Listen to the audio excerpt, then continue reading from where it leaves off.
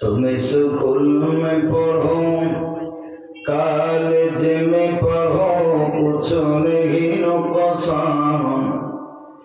तुम स्कूल में पढ़ो कॉलेज में पढ़ो कुछ नहीं नुकसान। इस्लाम की तमाम हुदूद जब करो फरमान। इस्लाम की तमाम हुदूद जब करो फरमान। स्कूल में पढ़ कर जब कुरान भूल गया, कॉलेज में पढ़ कर जब कुरान छोड़ दिया। स्कूल में पढ़ कर जब कुरान भूल गया, कॉलेज में पढ़ कर जब कुरान छोड़ दिया। अफसोस आदाब ठिकाना है हाविया। अफसोस आदाब ठिकाना है हाविया। समस्त प्रशंसा उपासना आराधना निवेदन करी पूत पवित्र आल्लाह सुब्हानाहु वा ताआलार जन्य, जिनि आदि अनंत चिरस्थायी चिरंजीव, जिनि अजर अमर अक्षय अव्यय, जिनि जले स्थले अणुते परमाणुते आसमान जमीने खेसरे घोषरे पृथिवीर सर्वत्र जे आल्लाह ताआला इल्मान व कुदरतान विराजमान, সেই মহান গরিয়ান সর্বশক্তিমান আল্লাহ সুবহানাহু ওয়া তাআলা, যিনি আমাদেরকে এতক্ষণ পর্যন্ত ধৈর্য সহকারে বসার এবং কোরআন ও হাদিসের অনুকূলে জাহান্নাম ও জান্নাত সম্পর্কে ইতিপূর্বে মাওলানা হুজুরের কাছে কিছু আলোচনা শোনার তৌফিক দান করেছেন, সেই আল্লাহ তাআলার জন্য আমরা সকলে শুকরিয়া জ্ঞাপন করি, বলি আলহামদুলিল্লাহ।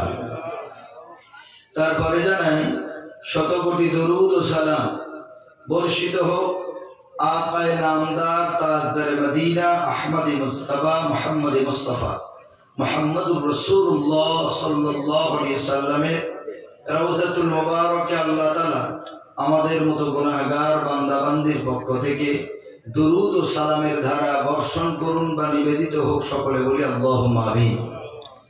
আল্লাহ তাআলার অশেষ করুণা বা দয়া যে আল্লাহ তাআলা এই ইয়াং জেনারেশনের মাধ্যমে, ইয়াং যুবকদের মাধ্যমে এইরকম একটি আয়োজন করার তৌফিক দান করেছেন এবং আপনাদের সহযোগিতার মাধ্যমে পবিত্র মাসে আল্লাহ তাআলা একটি পবিত্র কাজ, পবিত্র মাহফিল করার তৌফিক দান করেছেন। আমরা আরেকবার বলি আলহামদুলিল্লাহ।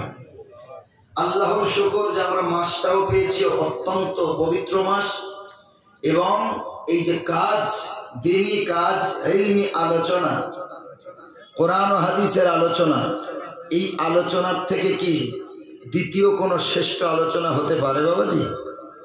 কোরআন হাদিসের আলোচনার থেকে ভালো আলোচনা হতে পারে? তাহলে মাস ও শ্রেষ্ঠ আলোচনাটাও কি শ্রেষ্ঠ? আলহামদুলিল্লাহ। আমার আগে যে হুজুর ওয়াজ করছিলেন, আমি প্রথম দেখলাম ওনাকে, আল্লাহর শুকর।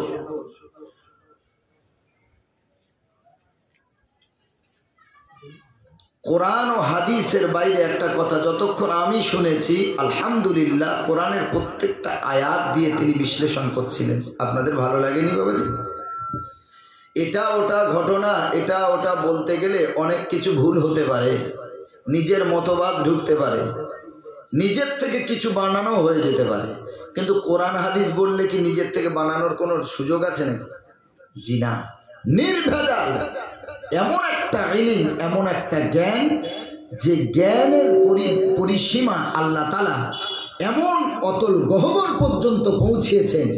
এই জ্ঞানের, এই কোরআনের জ্ঞানের দরিয়ায় যদি কেউ ডুব দেয়, এর তল খুঁজে পাবে না। জোরে বলেন সুবহানাল্লাহ। এটা এমন একটা জ্ঞান, এমন একটা কিতাব, এমন একটা কোরআন আল্লাহ তাআলা আমাদের দিয়েছেন। কোরআনের আলোচনা আল্লাহ নবী সাল্লাল্লাহু আলাইহি ওয়াসাল্লাম 23টা বছরের জিন্দেগিতে শুধু কোরআনের দাওয়াত দিয়ে গেছেন। জোরে বলেন না সুবহানাল্লাহ। তাতেই বেদিনেরা কাফেরেরা ইসলামের ছায়াতলে এসেছে।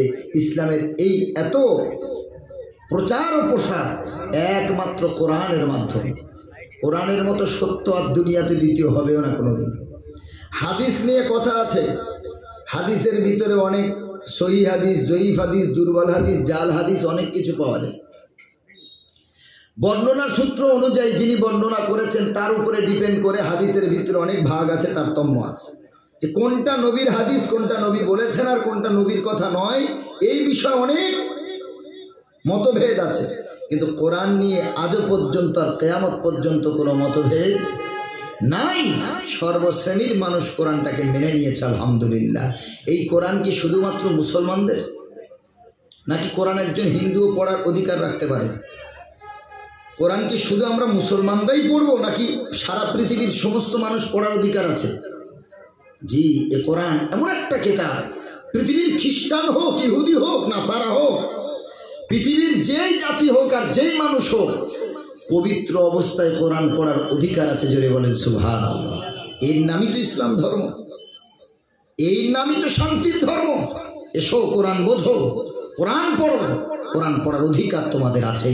তবে কোরআনটা পড়বে কিভাবে? নাপাক অবস্থায় না, অপবিত্র অবস্থায় না, নাপাক অবস্থায় কোরআন স্পর্শ করা যাবে না। আল্লাহ রাব্বুল আলামিন বলেন, লা ইয়ামাসসুহু ইল্লাল মুতাহহারুন। আল্লাহ রাব্বুল আলামিন বলেছেন, কোরআন পড়বে পবিত্র অবস্থা ছাড়া কোরআন স্পর্শ করবে না।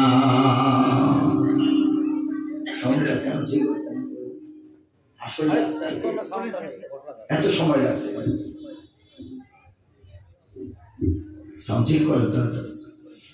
আল্লাহ তাআলা বলছেন, লা ইয়ামাসসুহু ইল্লাল মুতাহহারুন। খবরদার কোরআনটাকে অপবিত্র অবস্থায় স্পর্শ করবে না, কারণ এটা এমন একটা কিতাব, এমন একটা গ্রন্থ, এটাকে পড়তে গেলে পবিত্র অবস্থা দরকার, পাক সাফ দরকার। আজকে যারা পৃথিবীর বুকে হাফেজ হয়, আলেম হয়, যে ছেলেটা মাদ্রাসায় স্কুলে লেখাপড়া করতে পারে না, মনে রাখতে পারে না, একদিক থেকে পড়ে আর একদিক থেকে ভুলে যায়, ওই ছেলেটা মাদ্রাসায় গিয়ে কোরআনের হাফেজ হয় কি করে? ওই ছেলেটা কোরআনের হাফেজ 2 বছর, 2.5 বছর, 3 বছর, 4 বছর, এই অল্প সময়ের ভিতরে গোটা 30 পারা মুখস্থ কিভাবে সে করতে পারে? এটা আল্লাহর সাহায্য। কার সাহায্য বলে? আল্লাহর সাহায্য ছাড়া অসম্ভব। মাদ্রাসার ছেলেটা কোরআন শরীফ পড়ে, বাড়িতে স্কুলে পড়ে, পড়াশোনার মনে রাখতে পারে না। স্কুলের ম্যাম, স্কুলের স্যার অতিষ্ঠ হয়ে যায়, তার বাবাকে, তার মাকে বারবার কমপ্লেন জানায়, তোমার সন্তান পড়া মনে রাখতে পারে না, দুষ্টুমি করে, তোমার সন্তান উগ্র হয়ে গেছে, আমাদের অবাধ্য হয়ে গেছে, তোমার সন্তানকে কন্ট্রোল করার ক্ষমতা আমাদের নাই। চিঠি দিয়ে দেয়, যাও, চলে যাও, স্কুল থেকে অন্য স্কুলে ভর্তি করো, আমাদের স্কুলে তোমার সন্তানের কোনো জায়গা হবে না। এই স্কুল ওই স্কুল কেউ নিতে চায় না। মা বাপ চিন্তা করে, রাত্রেবেলা স্বামী আর স্ত্রী পরামর্শ করে, কি করি সন্তানকে নিয়ে, কোনোভাবে তো বাধ্যগত করতে পারি না, কন্ট্রোল করতে পারি না, কন্ট্রোল হয়ে গেছে। দুজন মিলে পরামর্শ করলো, এসো ছেলেটাকে খড়িবাড়ি মাদ্রাসায় দিয়েছি, মহিষগঞ্জ মাদ্রাসায় দিয়েছি, মাদ্রাসা অন্তত পড়ে থাক, বাড়িতে যদি থাকে তো পরিবেশের সাথে, নোংরা পরিবেশের সাথে মিশে গিয়ে তার চরিত্র বিধ্বংস হয়ে যাবে, তার থেকে অন্তত মাদ্রাসায় পড়ে থাক, অনেকটা ভালো হবে। কোনো জায়গায় কাজ হয় না, কোনো স্কুলে হয় না, বাড়িতে রাখে হয় না, শেষে বলছো ওকে কোথায় যাও? আরে যেটা কোনো জায়গায় চলে না, অচল, ওই জিনিসটা যায় কোথায়? মাদ্রাসায়। অন্তত ছেলের সন্তানের জ্বালা থেকে তো মুক্তি পাই। মাদ্রাসাকে ছেলেটাকে দেওয়া হলো, এরপরে এই ছেলেটা হুজুরের কাছে কান্না করে, কারণ ওকে রেখে দিয়ে ওর বাবা মা চলে গেল বাড়িতে, বাপকে দেখতে পায় না, মাকে দেখতে পায় না, এই বিরহ ব্যথা, এই বিচ্ছেদে জ্বালা ঝরঝর করে কাঁদে। হুজুর বলে, আয় বাবা আয়, আমার কাছে আয়, অজুটা কর। বললো, হুজুর অজু কেমন করতে হয় আমি জানি না, অজু কেমন করতে হয় আমি জানি না, এরপরে হুজুর তাকে ধরে ধরে ওযু শিখিয়ে দিলেন, পেশাব করে পানি নিতে হয় হুজুর শিখিয়ে দিলেন, কিভাবে পবিত্রতা অর্জন করতে হয় হুজুর তাকে শিখিয়ে দিলেন। এরপরে সন্তানটাকে বলছে, আয় বাবা আয় আয় আয়, নুরানি কায়দাটা নিয়ে আয়। পবিত্র ওযু হয়েছে। 6 বছরের ছেলে, 7 বছরের ছেলে, 8 বছরের ছেলেটা কোরআন ইয়াসান্নাল কোরআন অথবা নুরানি কায়দা নিয়ে হুজুরের কাছে এসে বসেছে। ওযু করে না বিনা ওযুতে? হ্যাঁ, ওযু করে না বিনা ওযুতে? ওযু করে বসেছে হুজুরের কাছে। তো আল্লাহ একে মদত করবে না তো করবে কাকে? এরপর হুজুর বলল, বাবা নুরানি কায়দা খোল। খোলার আগে হুজুরকে বিসমিল্লাহ পড়িয়ে নিলেন, আস্তাগফার পড়িয়ে নিলেন, কালিমা পড়িয়ে নিলেন। এরপর হুজুর তার দ্বারাই পড়িয়ে নিলেন, বলে বাবা পড়, রব্বি জিদনি ইলমা, রব্বি জিদনি ইলমা, রব্বি জিদনি ইলমা। 3 বার এই কথাটা হুজুর তার দ্বারাই বলিয়ে নিলেন। এই কথার কি অর্থ? যেই আল্লাহর বান্দা এতদিন পড়ায় মনোযোগী ছিল না, পড়া মনে রাখতে পারত না, হুজুর তার শিখিয়ে দিয়েছে রব্বি জিদনি ইলমা। তুই বল যে আল্লাহ তুমি আমার জ্ঞান বাড়িয়ে দাও, আমার বুদ্ধি বাড়িয়ে দাও। প্রতিদিন সেই দোয়া পড়ে আর কিতাব খোলে, বিসমিল্লাহ বলে বই খোলে। বিসমিল্লাহর বরকতে আমার আল্লাহ তাআলা তার এমন ছোট্ট ব্রেনটাকে, শূন্য ব্রেনটাকে আল্লাহ ভরপুর দান করলে। খোদার নামের বরকত, ওযুর বরকত, পবিত্রতার বরকত। আজকে আমার আপনার ছেলেটা স্কুলে পড়ে, মিথ্যার উপরে ডিপেন্ড করে তারা লেখাপড়া করছে। এই শিক্ষাতেও দীক্ষা খুঁজে পায় না। এই শিক্ষা অর্জন করে ডাক্তার হয়েছে, মাস্টার হয়েছে, ইঞ্জিনিয়ার হয়েছে, সাংবাদিক হয়েছে, সাহিত্যিক হয়েছে, হয়ে বাপ মাকে দিয়েছে বৃদ্ধাশ্রমে, ও শুধু টাকার পিছনে চলেছে। এই শিক্ষাকে মূল্যায়ন করতে পারেনিও, এই শিক্ষা অনুযায়ী আদর্শবান হতে পারেনিও, কারণ ওর গোটা জিন্দেগিটা নাপাকির অবস্থায় কেটেছে, অপবিত্র অবস্থায় লেখাপড়া করেছে। ও সকালবেলা ব্রাশ করে টিফিন করে বই নিয়ে বসেছে, ও পাক না না পাক ওর মা বাবু সব দেখলো না। পৃথিবীর যত শিক্ষা আছে কোনো শিক্ষাই ছোট না, সব শিক্ষাই বড়। তোমার সন্তানটা বাংলা নিয়ে বসলো, ইংরেজি নিয়ে বসলো, অঙ্ক নিয়ে বসলো, জেনারেল শিক্ষিত বানাচ্ছ তোমার সন্তানকে, তোমার সন্তান অপবিত্র অবস্থায় লেখাপড়া করছে, ও খোদার মদত পাবে কি করে? 3 হাত মাদুরি ওর গলায় দিলেও কাজ হবে না। কাজ হবে বলে মনে হয় না? কি বলে? অপবিত্র অবস্থায় তোমার সন্তান কোরআন বাংলা পড়ছে, ইংরেজি পড়ছে, কিসের মাদুরি কাজ হবে ওর? বাংলা বইটা যেই শিক্ষা সে অর্জন করছে, ওই বইটা তার পায়ের সামনে পড়ে থাকে না? থাকে না বলেন? বাবাজি থাকে না? যে বাংলাটা শিক্ষা করছে সেই বইটা পায়ের সামনে পড়ে আছে, কোথায় খাটের ওপর, কোথায় নিচে পড়ে আছে, মাঝে মাঝে তো বই ছুঁড়ে ফেলে দেয়। এই হচ্ছে, এইভাবে আমরা শিক্ষাকে মূল্যায়ন করেছি। যেই শিক্ষায় শিক্ষিত হচ্ছি সেই শিক্ষা পুস্তকগুলোকে আমরা দাম দিই না, মূল্যায়ন করি না।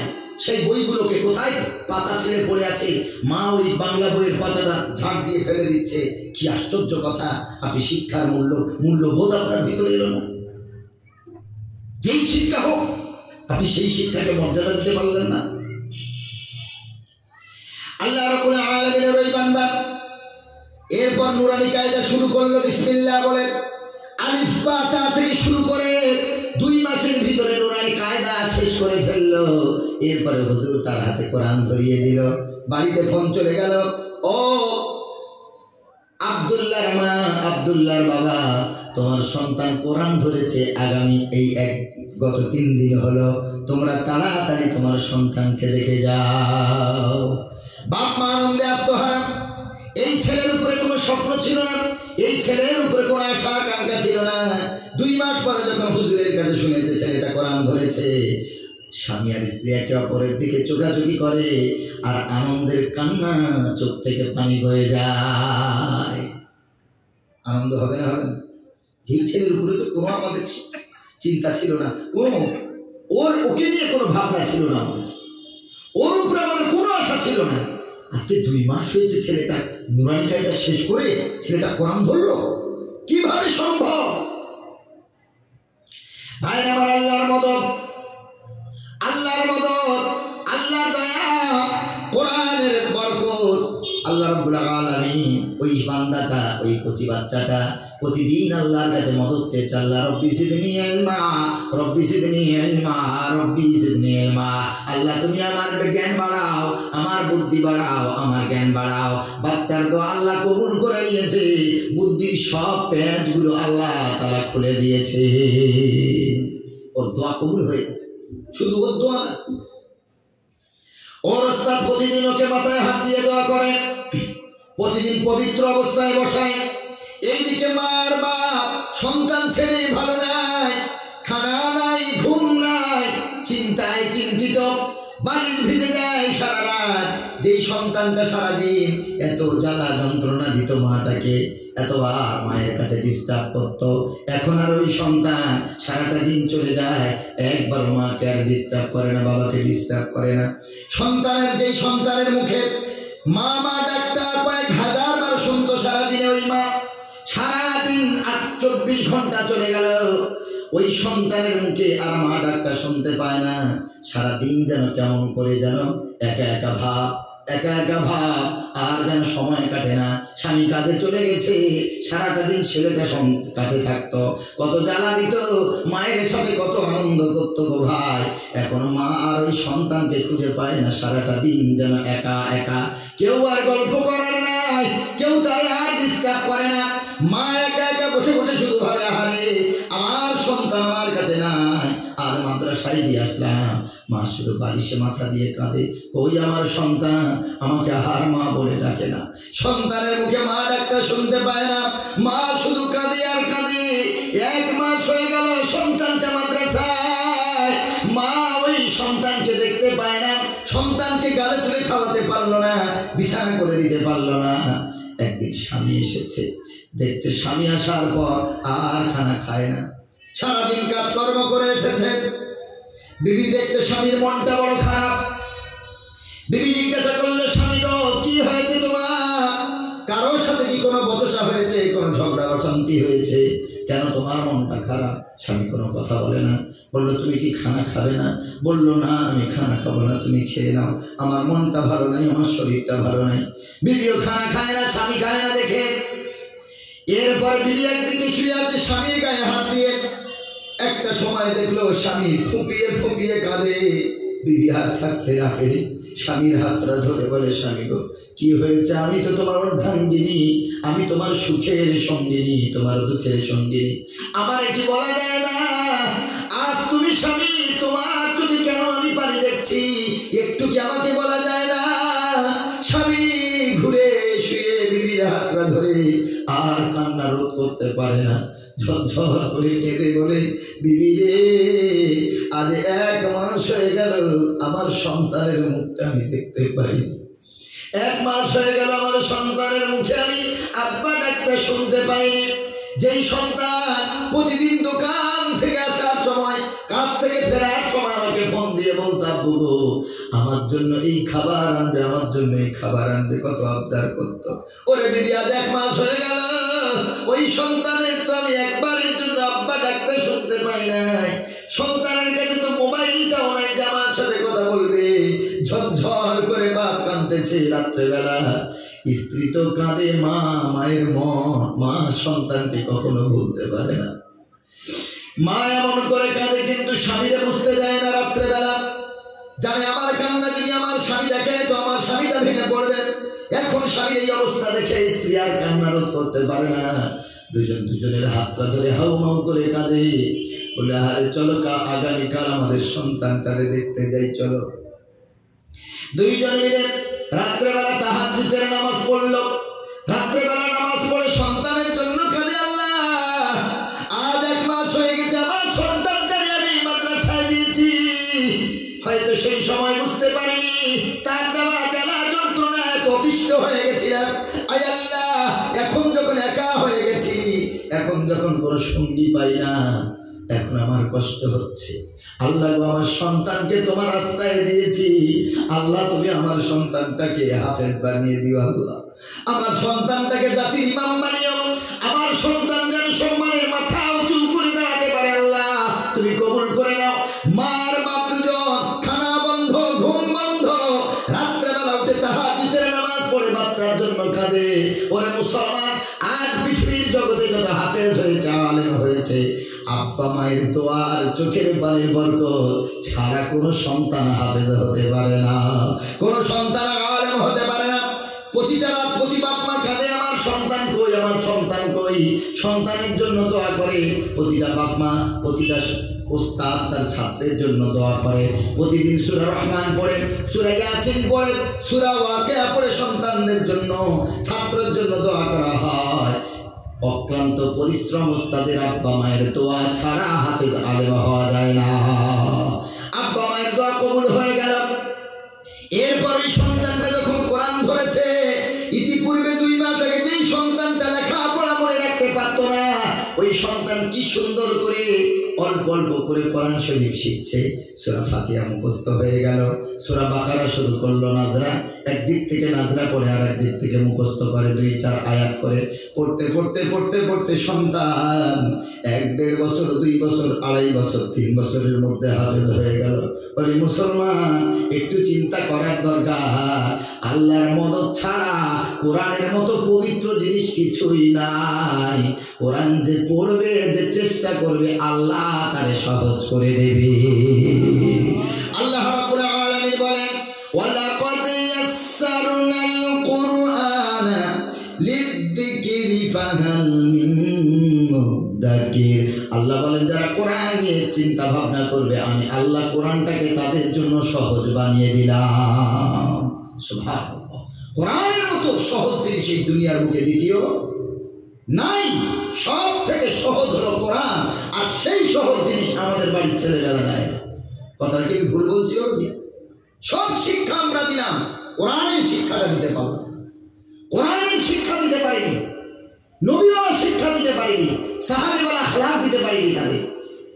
আজকে এই জন্যই সন্তানগুলো পিতামাতাকে মূল্যায়ন করে না, পিতামাতার মূল্য বোঝে না, বিয়ে করে সেপারেট হয়ে যায়, বাপ একদিকে মা একদিকে, সন্তান আর একদিকে।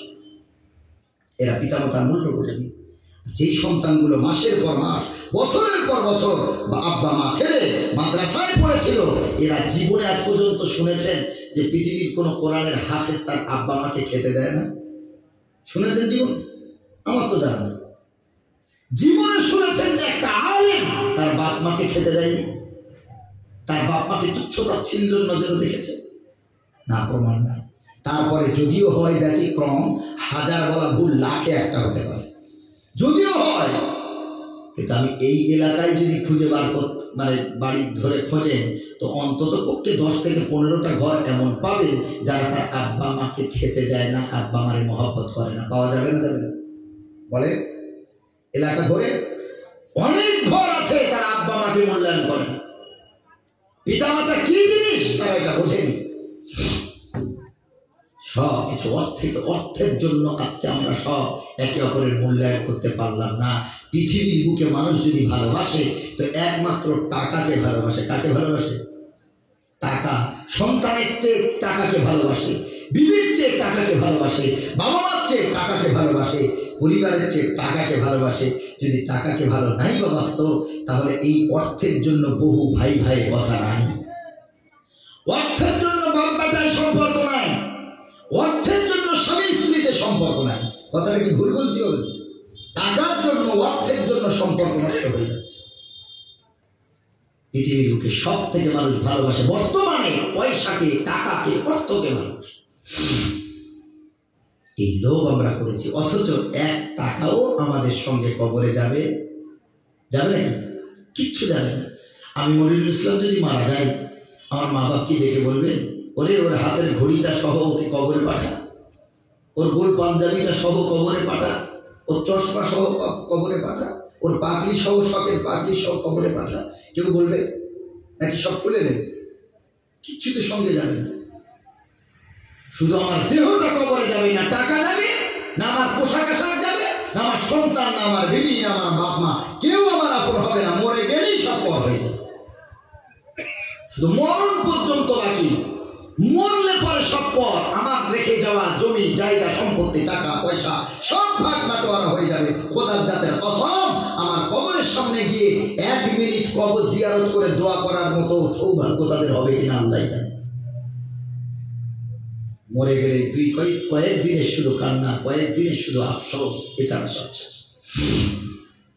সেই টাকা, সেই অর্থের পিছনে ছুটে বিবি খাবে কি, বাচ্চা খাবে কি, মা খাবে কি, বাপ খাবে কি, সে তার পিছনে ছুটে আমরা নামাজ পড়ার সুযোগ হলো না, রোজা করার সুযোগ হলো না, যাকাত দেওয়ার সুযোগ হলো না, সাদকা দেওয়ার সুযোগ হলো না, আব্বা মাকে সেবা করার সুযোগ হলো না, সব তাদের প্রতি দেখভাল করতে গিয়ে আমরা সব ছেড়েছি। অথচ চিন্তা করেন কিয়ামতের দিন এই বাপ মা আমার আপন হবে না, এই সন্তান আমার আপন হবে না, যাদের জন্য এত ইনকাম, এত কষ্ট করছেন, এরা কেউ আমাদের আপন হবে না। আল্লাহ রাব্বুল আলামিন বলেন, আল মালু ওয়াল বানুনা জিনাতুল হায়াতিদ দুনিয়া। রাব্বুল আলামিন বলেন, পৃথিবীর সম্পদ, পৃথিবীর সন্তান, এরা পৃথিবীর জন্যই, এরা পৃথিবীর জন্য, আখিরাতের জন্য না, কবরের জন্য না। পৃথিবীর সৌন্দর্য এগুলো দুনিয়া থেকে চলে যাওয়ার পর কেউ আমার সঙ্গে যাবে না। আল্লাহ রাব্বুল আলামিন আবার বলেন, মা গনা আন্নি মালিয়া হালাকা আন্নি সুলতানিয়া খুযুহু ফাগুল্লুহু সুম্মাল জাহিমা সাল্লু। আল্লাহ তাআলা বলেন, দুনিয়া থেকে চলে যাওয়ার পর মা আগনা আন্নি মালিয়া, আমার রেখে দেওয়া সম্পত্তি কেউ আমার কাজে আসবে না, কিছুই আমার কাজে আসবে না। আমার সম্পত্তি দুনিয়াতে ছেড়ে যাচ্ছে, বাস ওইটুকুই শেষ, কেউ আমার কাজে আসবে না। হালাকা আন্নি সুলতানিয়া, আজকে পৃথিবীর একটি ক্ষমতা দেখান পলিটিক্যাল লিডার হয়েছে, নেতা হয়েছে, খোদার জাতের কসম, আল্লাহ বলে তোমার ওই নেতা আর তোমার যে ক্ষমতা ও তোমার দুনিয়াতেই শেষ হয়ে যাবে, আখিরাতে কিয়ামতে তোমার এই ক্ষমতা তোমার বাঁচাতে পারবে না, তোমার বাদশাহিত্ব বাঁচাতে পারবে না। তুমি মেম্বার হয়েছ, মেম্বারিত্ব তোমাকে বাঁচাতে পারবে না। ওখানে শুধু ফাইসালা হবে আমল দিয়ে। কি দিয়ে ফাইসালা হবে? আমল দিয়ে। পৃথিবীর বুকে যদি আমলটা ভালো করে যেতে পারি, তবে কবরে আমরা শান্তি পাবো, জান্নাত পেতে পারি। বাকি আমল ছাড়া তুমি কার কোন বাপের বেটা, কার দাদা, কার ভাই, কার সন্তান, ওই সব কবরে দেখা হবে। শুধু আমল দিয়ে ফাইসালা হবে। আমল ভালো তো কবরে শান্তি, আমল খারাপ তো জাহান্নাম ছাড়া কোনো গতি নেই। সেই আমল করার জায়গা এই দুনিয়াতে আল্লাহ দিয়েছেন। কবরে চলে যাওয়ার পর যদি বলি আল্লাহ আরেকবার পাঠিয়ে দাও দুনিয়াতে, ফারজি'না, আল্লাহ দুনিয়াতে আরেকবার পাঠাও, না আমাল সালিহা ইন্না মুকিনুন, নেক আমল করব আর ঈমানদার হব, আল্লাহ আরেকবার পাঠাও। তখন কি আর পাঠানো হবে? কবরে যাওয়ার পর দুনিয়াতে আল্লাহ পাঠাবেন? জীবনে সম্ভব না, জীবনে সম্ভব না। সুতরাং মরণ যেহেতু আমাদের হবে, মৃত্যুর বাইরে যেহেতু আমরা কেউ থাকতে পারবো না, সেই মরণের কাজ, সেই মরণ পরে যাতে শান্তি লাভ করতে পারি, সেই কাজগুলো দুনিয়াতেই করার জায়গা। এই দুনিয়া ছাড়া আর আমাদের আমল করার জায়গা দ্বিতীয় না। শেখ সাদি রহমতুল্লাহ আলাইহি বলেন, খুব দামি কথা বলেছেন, जगाजी लगाने की दुनिया की है, इबरत की जागा तमाशा नहीं है। आनंद करार जायगा दुनिया ना, बेलाल्ला पूरा करार जायगा दुनिया ना, दुनियाते इबरत हासिल करार जायगा, নিজেকে আত্মশুদ্ধি করার জায়গা, নিজেকে পরিবর্তন করার জায়গা, তওবা করার জায়গা। এই দুনিয়া থেকে চলে যাওয়ার পর আর তওবার কোনো সুযোগ নাই, আর গুনাহ মাফের কোনো সুযোগ নাই। এই দুনিয়াতেই আমাদেরকে পরিবর্তন হতে হবে।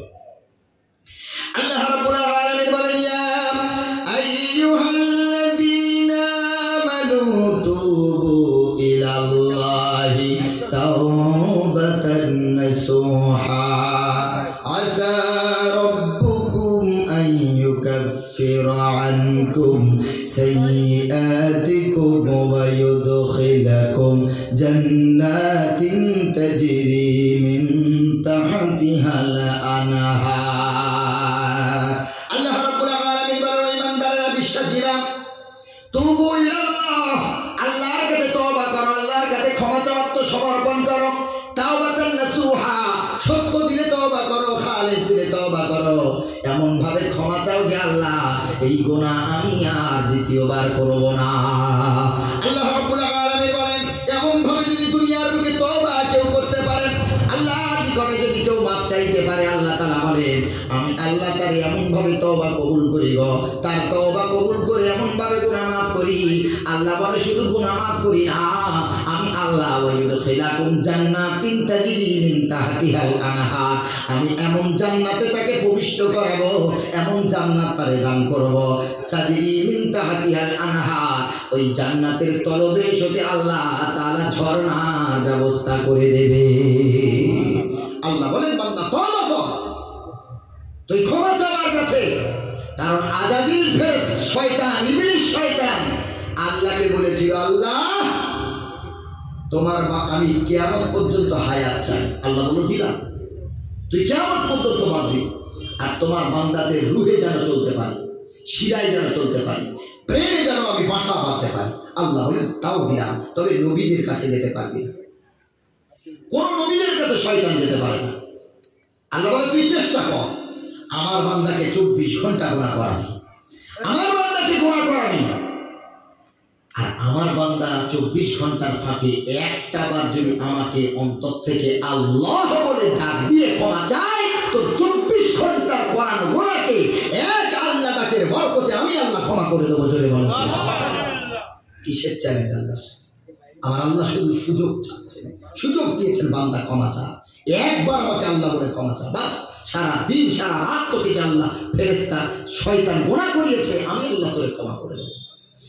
আল্লাহ নবী সাল্লাল্লাহু আলাইহি ওয়াসাল্লাম বলেন ইয়াবসুতু ইয়াদাহু বিল্লাইলি ওয়ান নাহার, আল্লাহ রাব্বুল আলামিন সারা রাত দুটো হাত এমন করে ছড়িয়ে রাখে, সারা দিন দুটো হাত এমন করে ছড়িয়ে রাখে গো মুসলমান।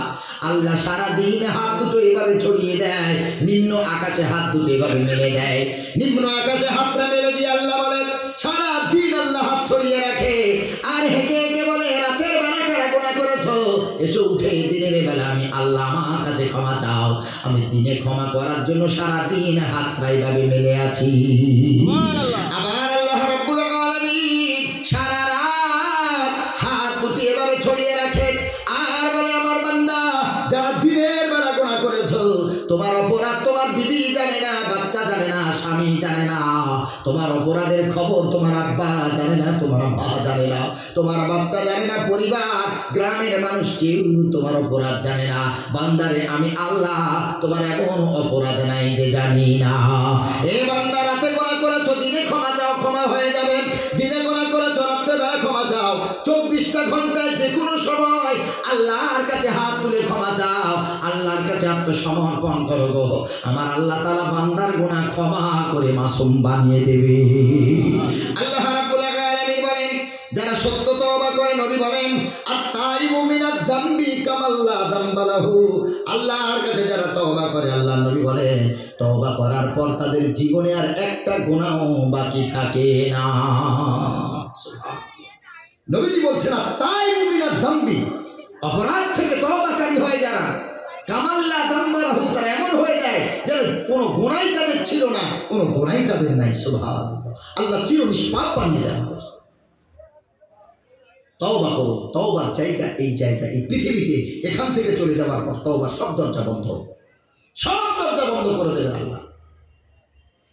আমার মুসলমান বাবাজিরা, আল্লাহ রাব্বুল আলামিন বলেন যারা তওবা করে আল্লাহর কাছে, তওবার মাধ্যমে আল্লাহ কি তাদের উপহার দেন, কি পুরস্কার দেন। আল্লাহ তাআলা বলেন ওয়ায়ুবাদদিলুল্লাহু সাইয়্যাতিহিম হাসানাত, আল্লাহ বলে যারা আমার কাছে তওবা করে, ক্ষমা চায়, মাফ চায়, আমি আল্লাহ তাদের ক্ষমা করে দিই, তাদের গুনাহ ক্ষমা করি। শুধু গুনাহ ক্ষমা করি না, তওবা করার মাধ্যমে আমি আল্লাহ তাদের যে গুনাহগুলো ছিল এই গুনাহগুলো আমি আল্লাহ নেকিতে বদলে দিই। তওবা করলে গুনাহ মাফ, আর যে গুনাহগুলো ছিল সেগুলো আল্লাহ নেকিতে পরিবর্তন করে দেয়। সুবহানাল্লাহ। আল্লাহ কত বড় দয়াবান, কত বড় মেহেরবান। আল্লাহ নবী সাল্লাল্লাহু আলাইহি ওয়াসাল্লাম বলেন, বুখারী শরীফের 5999 নম্বর হাদিস, নবীজি বলেন মা সন্তানকে যত না ভালোবাসে আল্লাহ রাব্বুল আলামিন তার বান্দাকে বহু বহু গুণে ভালোবাসে। অনেকে বলেছেন 70টা মায়ের থেকে আল্লাহ বেশি ভালোবাসে। এই কথাটা ভুল গো বাবাজি, কোরআনেও নাই, হাদিসেও নাই। আমি যদি বলি 70টা মায়ের ভালোবাসা, তাহলে 70 মায়ের ভালোবাসার সীমা আছে, কিন্তু আমার আল্লাহর ভালোবাসার সীমা নাই। 70টা মায়ের ভালোবাসা যদি এক জায়গায় করা যায়, এই ভালোবাসাটার লিমিট থাকে না? থাকে না? এই ভালোবাসার একটা লিমিটেশন আছে, এই ভালোবাসার একটা সীমা আছে। কিন্তু আমার আল্লাহ কি সীমা মানে অসীম ভালোবাসার মালিক না সসীম ভালোবাসার মালিক? অসীম ভালোবাসার মালিক। আল্লাহর ভালোবাসার কোনো লিমিট নাই। সুবহানাল্লাহ, সুবহানাল্লাহ। আল্লাহ অসীম ভালোবাসার মালিক, আল্লাহ দয়াবান।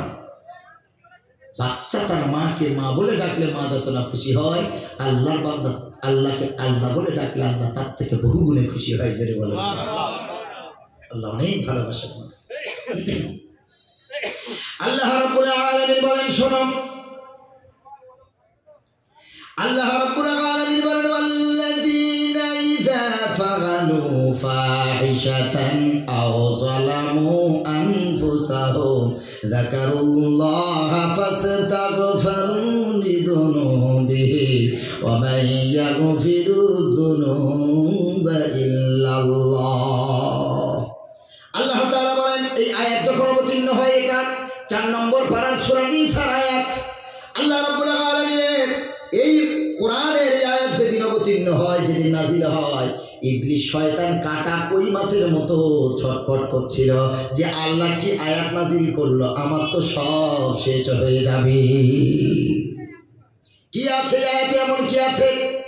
আল্লাহ রাব্বুল আলামিন তার বান্দার ভালোবাসার কথা বলতে গিয়ে আল্লাহ তাআলা বলেন, ওয়াল্লাযীনা ইযা ফাআলু ফাহিশাতান, আল্লাহ বলেন আমার কোনো বান্দা বান্দি যখন কোনো অশ্লীল কাজ করে ফেলে, খারাপ কাজ করে ফেলে, আও যালামু আনফুসাহুম, অথবা নিজের উপরে কোনো জুলুম করে ফেলে, নিজের উপরে জুলুম করে ফেললো, ভালোবাসার টানে নিজের হাত নিজেই কাটে না, কাটে না, বলেন কাটে না?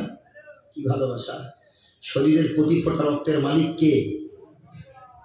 আমাদের যে শরীরের প্রতি ফোঁটা রক্তের মালিক কে? ওই রক্ত আপনি অন্য কারোর জন্য বেকার খরচ করবেন, এটা কি জায়েজ হতে পারে?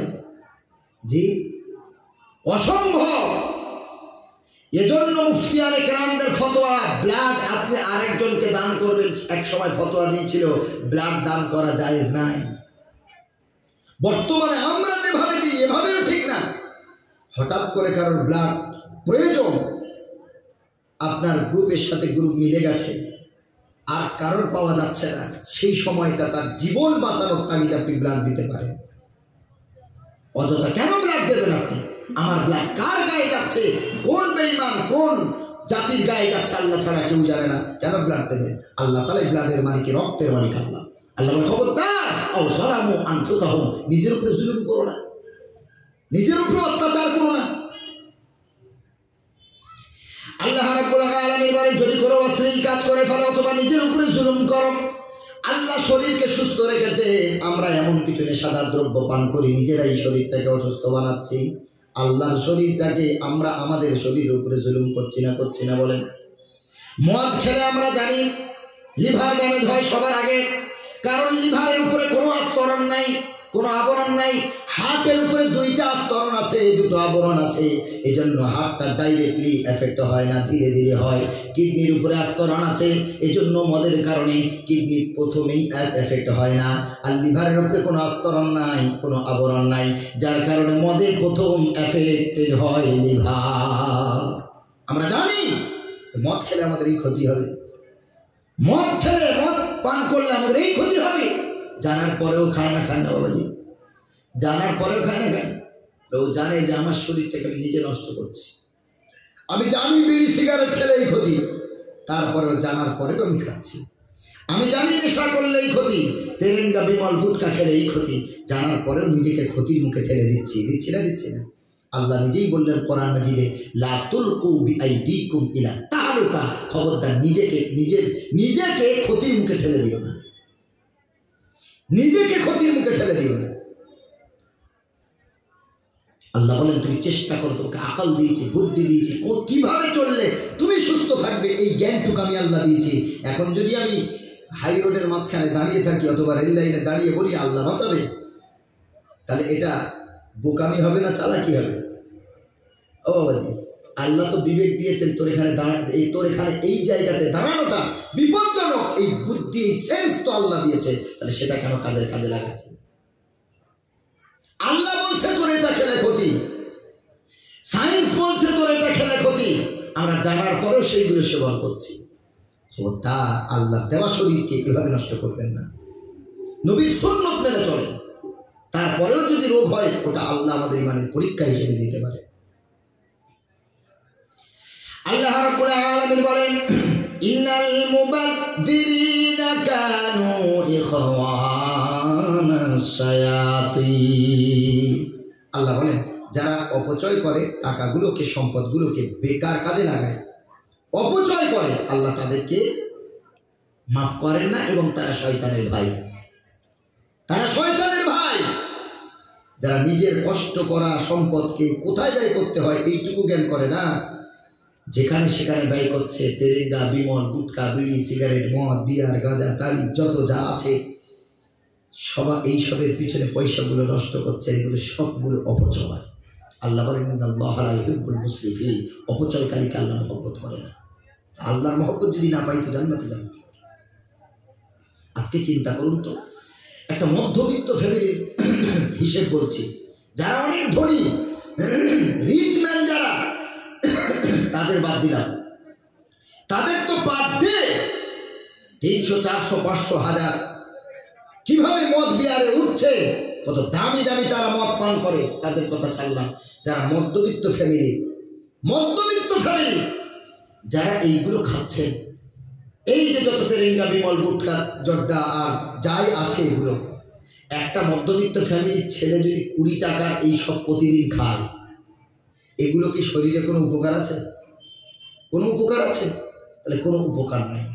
পার ডে ন্যূনতম সে 20টা টাকা খরচ করলো বিড়ি, সিগারেট, তেরেঙ্গা, বিমল, এটা ওটা করে, অথচ তার শরীরে 1% উপকার হলো না।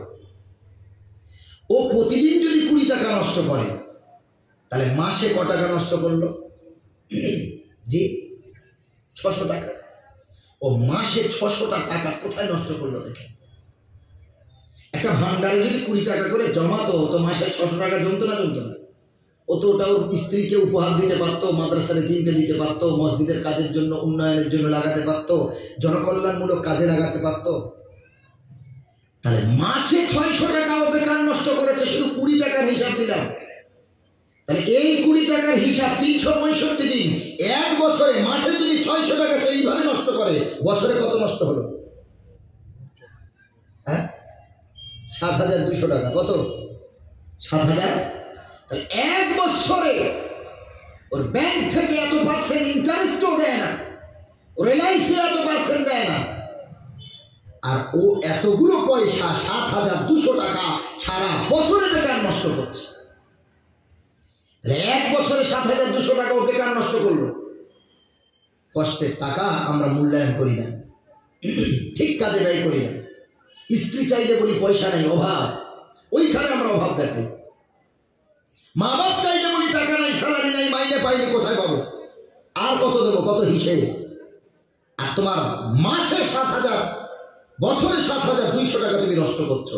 এইবার ওই ছেলেটা, সে হয়তো আল্লাহ তাকে হায়াত দিতে পারে 30 বছর, 40 বছর, 50 বছর, 60 বছর, 70 বছর, 80 বছর।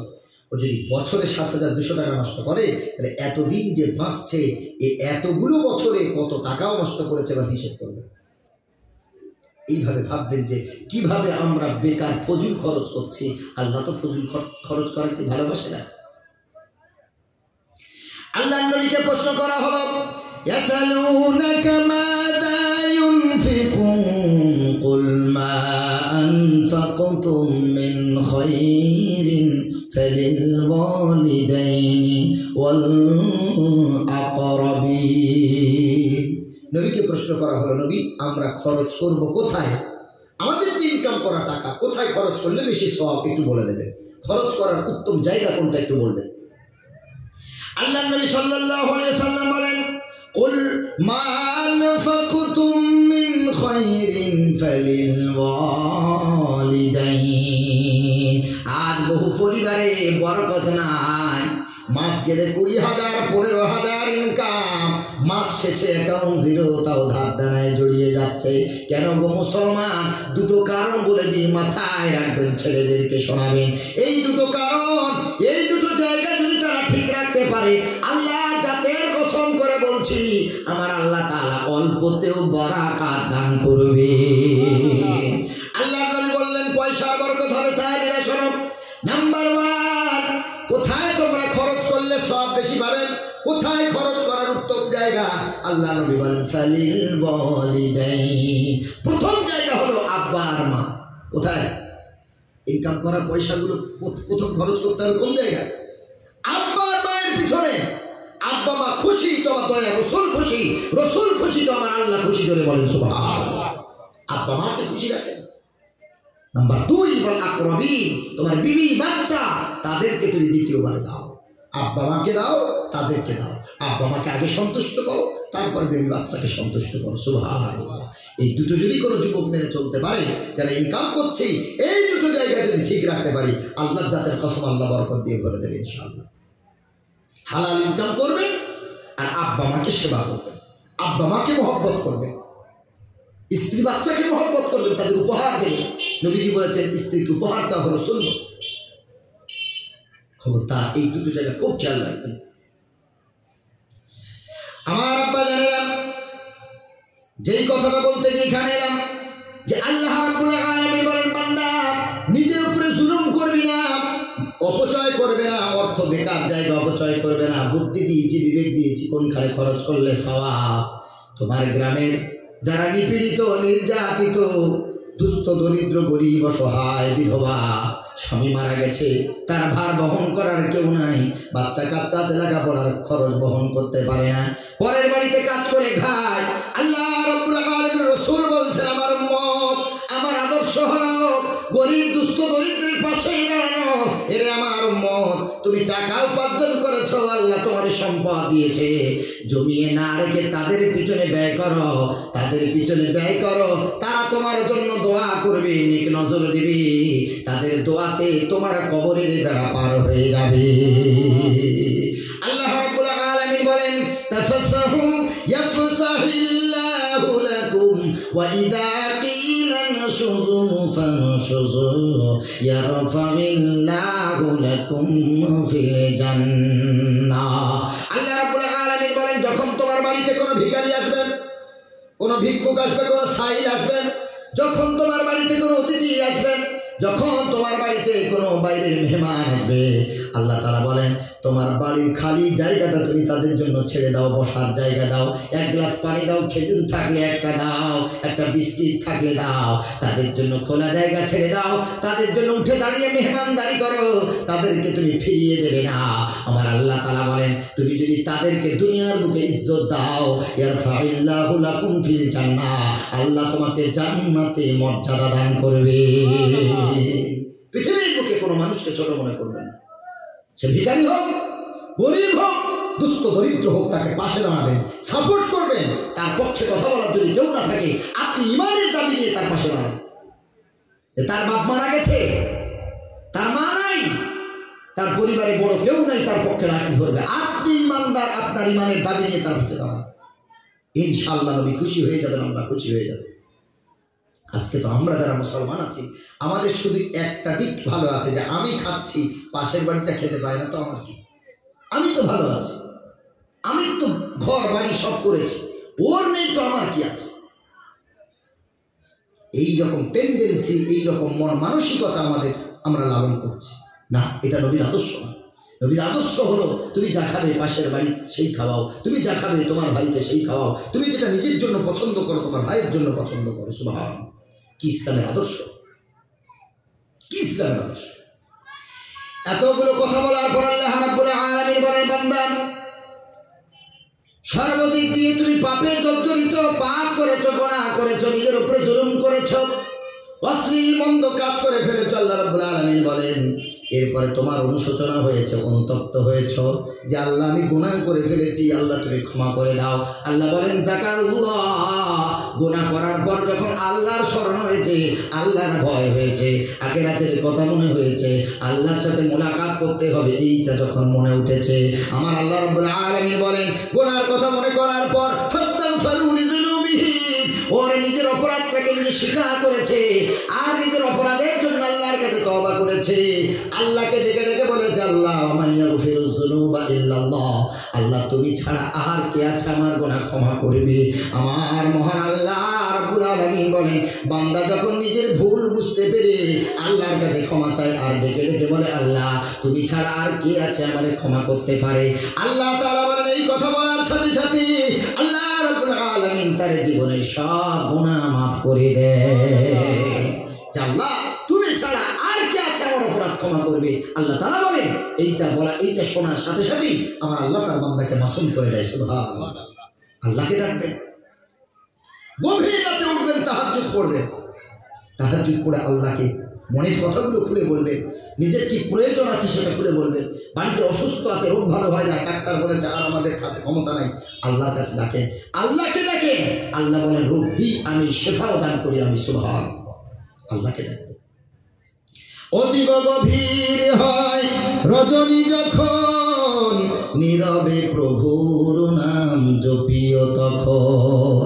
অতীব গভীর হয় রজনী যখন, নীরবে খোদার নাম জপিও তখন। আল্লাহকে যদি তুমি পাইতেই চাও, আল্লাহকে যদি তুমি পাইতেই চাও, গভীর রাতে উঠে তার গুণগান গাও।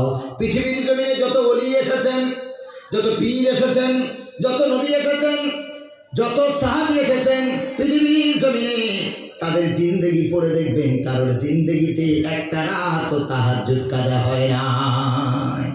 আল্লাহকে যদি পেতে চান তো রাত্রেবেলা উঠতে হবে, রাতের এক অংশ আল্লাহর জন্য ওঠেন, তাহাজ্জুদ পড়েন। এই তো সামনে রমজান মাস আসছে, রমজান মাসে তাহাজ্জুদ পড়া সহজ না কঠিন?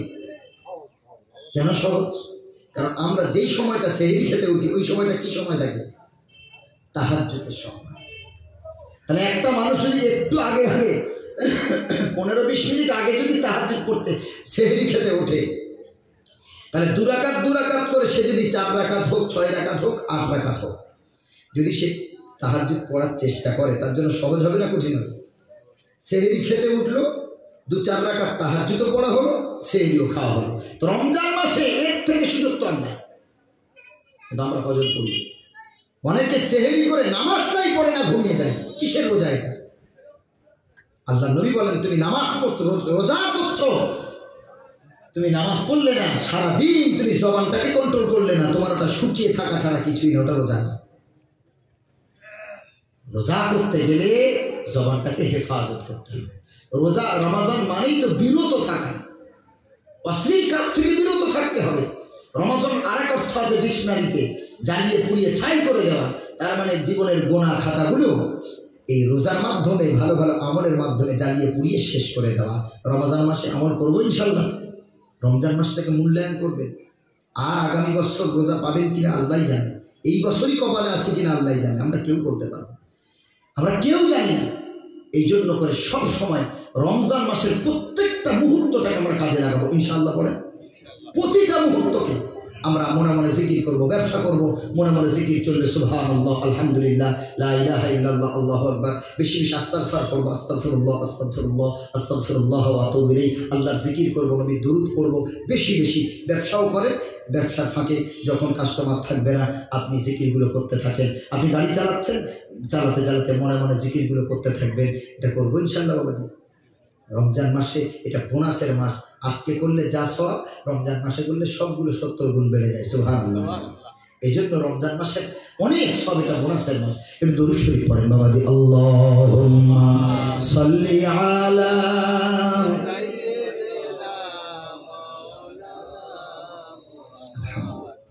وعلى آل سيدنا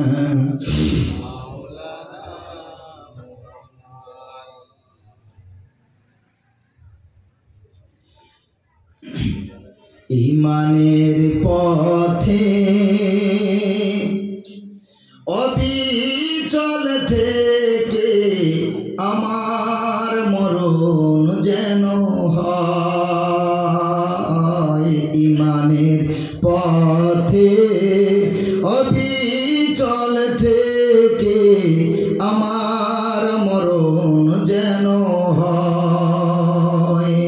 তোমারই কাছে মিনতি আমার, তোমারই কাছে মিনতি আমার, মহামহিম দয়াময়।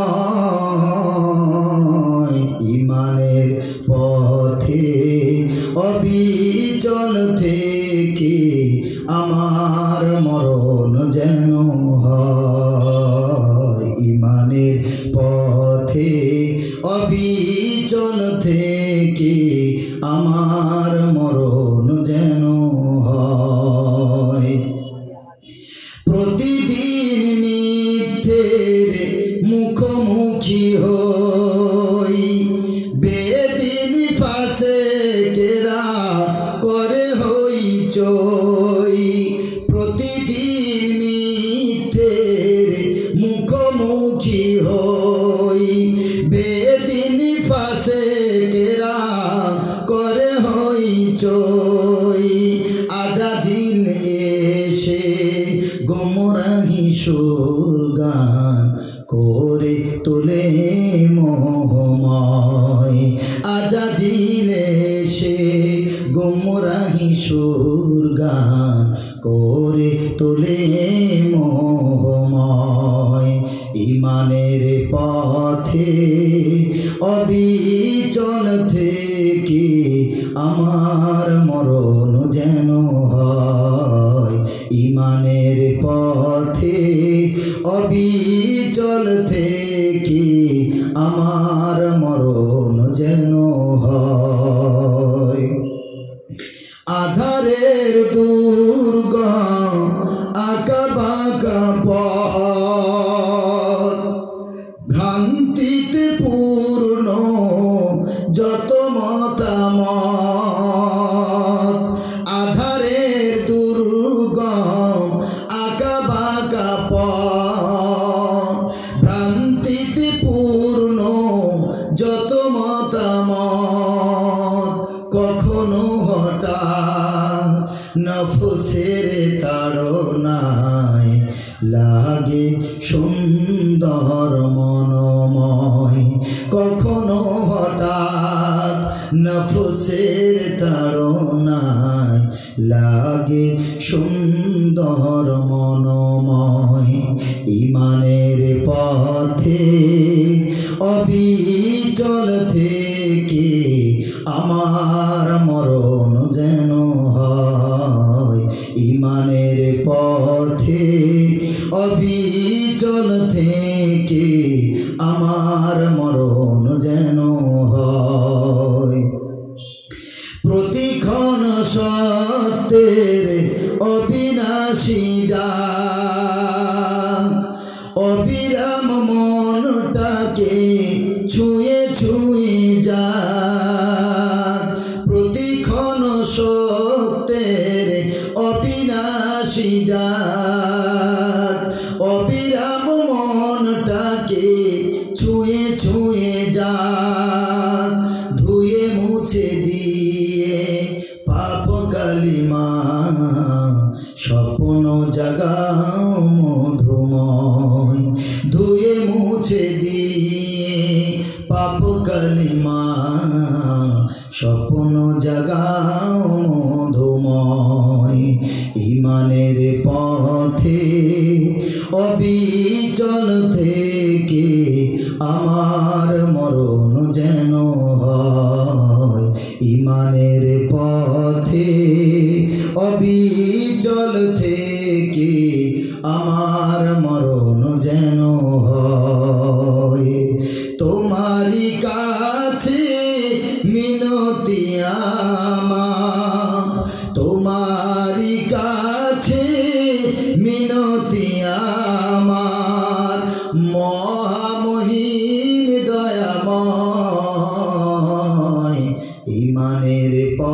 পথে অবিচল থেকে আমার মরণ যেন হয় ঈমানের পথে অবিচল থেকে আমার মরণ যেন হয়। সকলে বলেন আল্লাহুম্মা আমিন। আমরা ঈমানের সাথে মৃত্যুবরণ করতে চাই তো? জি। পৃথিবীতে যতই পাপ করি পৃথিবীর সব মানুষেরই আশা থাকে যে আল্লাহ আমার ঈমানের সাথে মৃত্যু হোক, কারণ কবরের আযাব পৃথিবীর কেউ চায় না। এজন্য ফেরাউন মরার সময় যখন জলে পড়ে লোহিত সাগরে পড়ে টাউটাউ করছে মরবে, পানি খেয়ে খেয়ে পেট ফুলে গেছে, এই সময় আল্লাহকে বলছে আল্লাহ তওবা করছি, ক্ষমা করে দাও। বলেছিল না বলেনি বাবাজি? মরণের সময় তওবা কবুল আল্লাহ করেন না, তার আগে যে এখন বর্তমানে যে অবস্থায় সুযোগ আল্লাহ দিয়েছে এই সময়টা হলো তওবা করার সময়। মৃত্যু হবে আর সামনে আজরাইল দাঁড়িয়ে আছে, এখন হলো আজরাইল একটু সময় দে আর একটু ভালো কাজ করে আসি, আর কোনো সুযোগ আছে? জি না। পৃথিবীতে তওবার জায়গা, এখন তওবা করতে হবে। আল্লাহ রাব্বুল আলামিন বলেন ইন্নামাত তাওবাতু লিল্লাযীনা ইয়া'মালুনা السوء بجهالة ثم يتوبون من قريب فأولئك يتوب الله عليهم وكان الله عليما حكيما। তওবা কাদের কবুল হবে আর কখন কবুল হবে না শোনেন, কোরআনের দুটো আয়াত আপনাদের কাছে বলছি। আল্লাহ তাআলা পরিষ্কার জানিয়ে দিয়েছেন এই সময় তওবা কবুল আর এই সময় তওবা কবুল হবে না। আল্লাহ তাআলা বলেন ইন্নামাত তাওবাতু লিল্লাযীনা ইয়া'মালুনা আস-সু'a বিজাহালা, যারা না জেনে কোনো ভুল করে ফেলেছে, এমন একটা কাজ করে ফেলেছে ওই কাজটাতে তার পাপের কাজও জানে না, না জেনে কোনো ভুল করে ফেললো, এরপরে যখন সে জানতে পেরেছে ইন্নামাত তাওবাতু লিল্লাযীনা ইয়া'মালুনা আস-সু'a বিজাহালাতিন, যখন সে না জেনে ভুল করে ফেললো, ভুল করার পর যেই সময় সেটা সে জানতে পেরেছে এটা আমার দ্বারা অপরাধ হয়ে গেছে, সুম্মা ইয়াতুবুনা মিন করিবিন, আর সে দেরি করলো না, তাড়াহুড়ো করে তওবা করতে শুরু করলো। যেই মুহূর্তে সে বুঝতে পেরেছে এটা আমার ওই কাজটা আমার অপরাধমূলক কাজ ছিল, বুঝতে পারার পর আল্লাহর কাছে তওবা করতে লেগেছে। আল্লাহ তাআলা বলে শোনো, আমার বান্দা নিজের ভুল বুঝতে পেরে যখন আমার কাছে তওবা চায়, ক্ষমা চায়, আমি আল্লাহ ঘোষণা দিলাম ফাউলাইকা ইয়াতুবুল্লাহু আলাইহিম, আমি আল্লাহ তার তওবা গ্রহণ করে নিলাম। ভুল বুঝতে পেরেছেন, তওবা করেন। আল্লাহ ভুল করেছে ক্ষমা করে দাও, ভুল করেছে ক্ষমা করে দাও। ক্ষমা করার মালিক কে? আল্লাহ। নবী সাল্লাল্লাহু আলাইহি ওয়াসাল্লাম বলেন ইন্না রাজুলান নাযরাবা যামবান, আল্লাহর কোন বান্দা কোন গুনাহ করে ফেললো, অপরাধ করে ফেললো, এরপরে তার অপরাধটা বুঝতে পারার পর আল্লাহকে ডেকে বলছে আল্লাহ ফাগফিরলি আযনাবতু যামবান, আমি গুনাহ করে ফেলেছি, ফাগফিরলি, আয় আল্লাহ তুমি আমারে ক্ষমা করে দাও। আল্লাহর গুনাহগার বান্দা যখন গুনাহ করার পর আল্লাহর কাছে ক্ষমা চায়, ক্ষমা যখন চায় আল্লাহ ওই সময় ফেরেশতাকে জিজ্ঞাসা করে আগালিবা আবদি আন্না লাহু রাব্বান ইয়াগফিরু যামবা ওয়া ইয়াখুযু বিহি, আল্লাহর বান্দা নিজের গুনাহ বুঝতে পেরে আল্লাহর কাছে ক্ষমা চাইছে, আল্লাহ গুনাহ করেছি ক্ষমা করে দাও।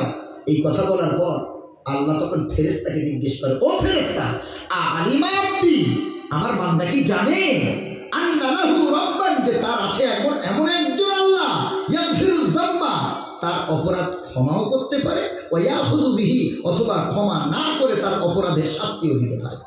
আল্লাহ ফেরেশতাকে জিজ্ঞেস করে যে আমার যে বান্দা আমার কাছে ক্ষমা চাইছে ওই বান্দা কি জানে যে আমি তার এমন একজন আল্লাহ যে তার অপরাধ ক্ষমাও করতে পারি, আবার ক্ষমা না করে কি করতে পারে?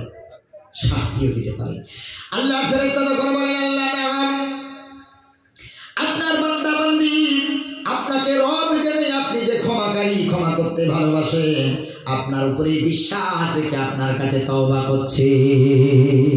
আল্লাহ রাব্বুল আলামিন উপস্থিত ফেরেশতাকে সাক্ষী রেখে বলে ফেরেশতারা তোমরা সাক্ষী থাকো, গফারতু লি আবদি, আমি আমার এই গুনাহগার বান্দাটাকে ক্ষমা করে দিলাম। সুবহানাল্লাহ।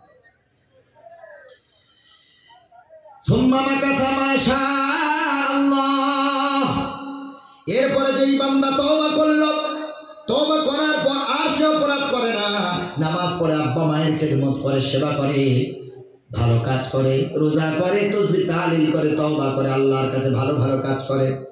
1 মাস 2 মাস 3 মাস যাওয়ার পর আবার আল্লাহর ওই বান্দা গুনাহ করে ফেলল।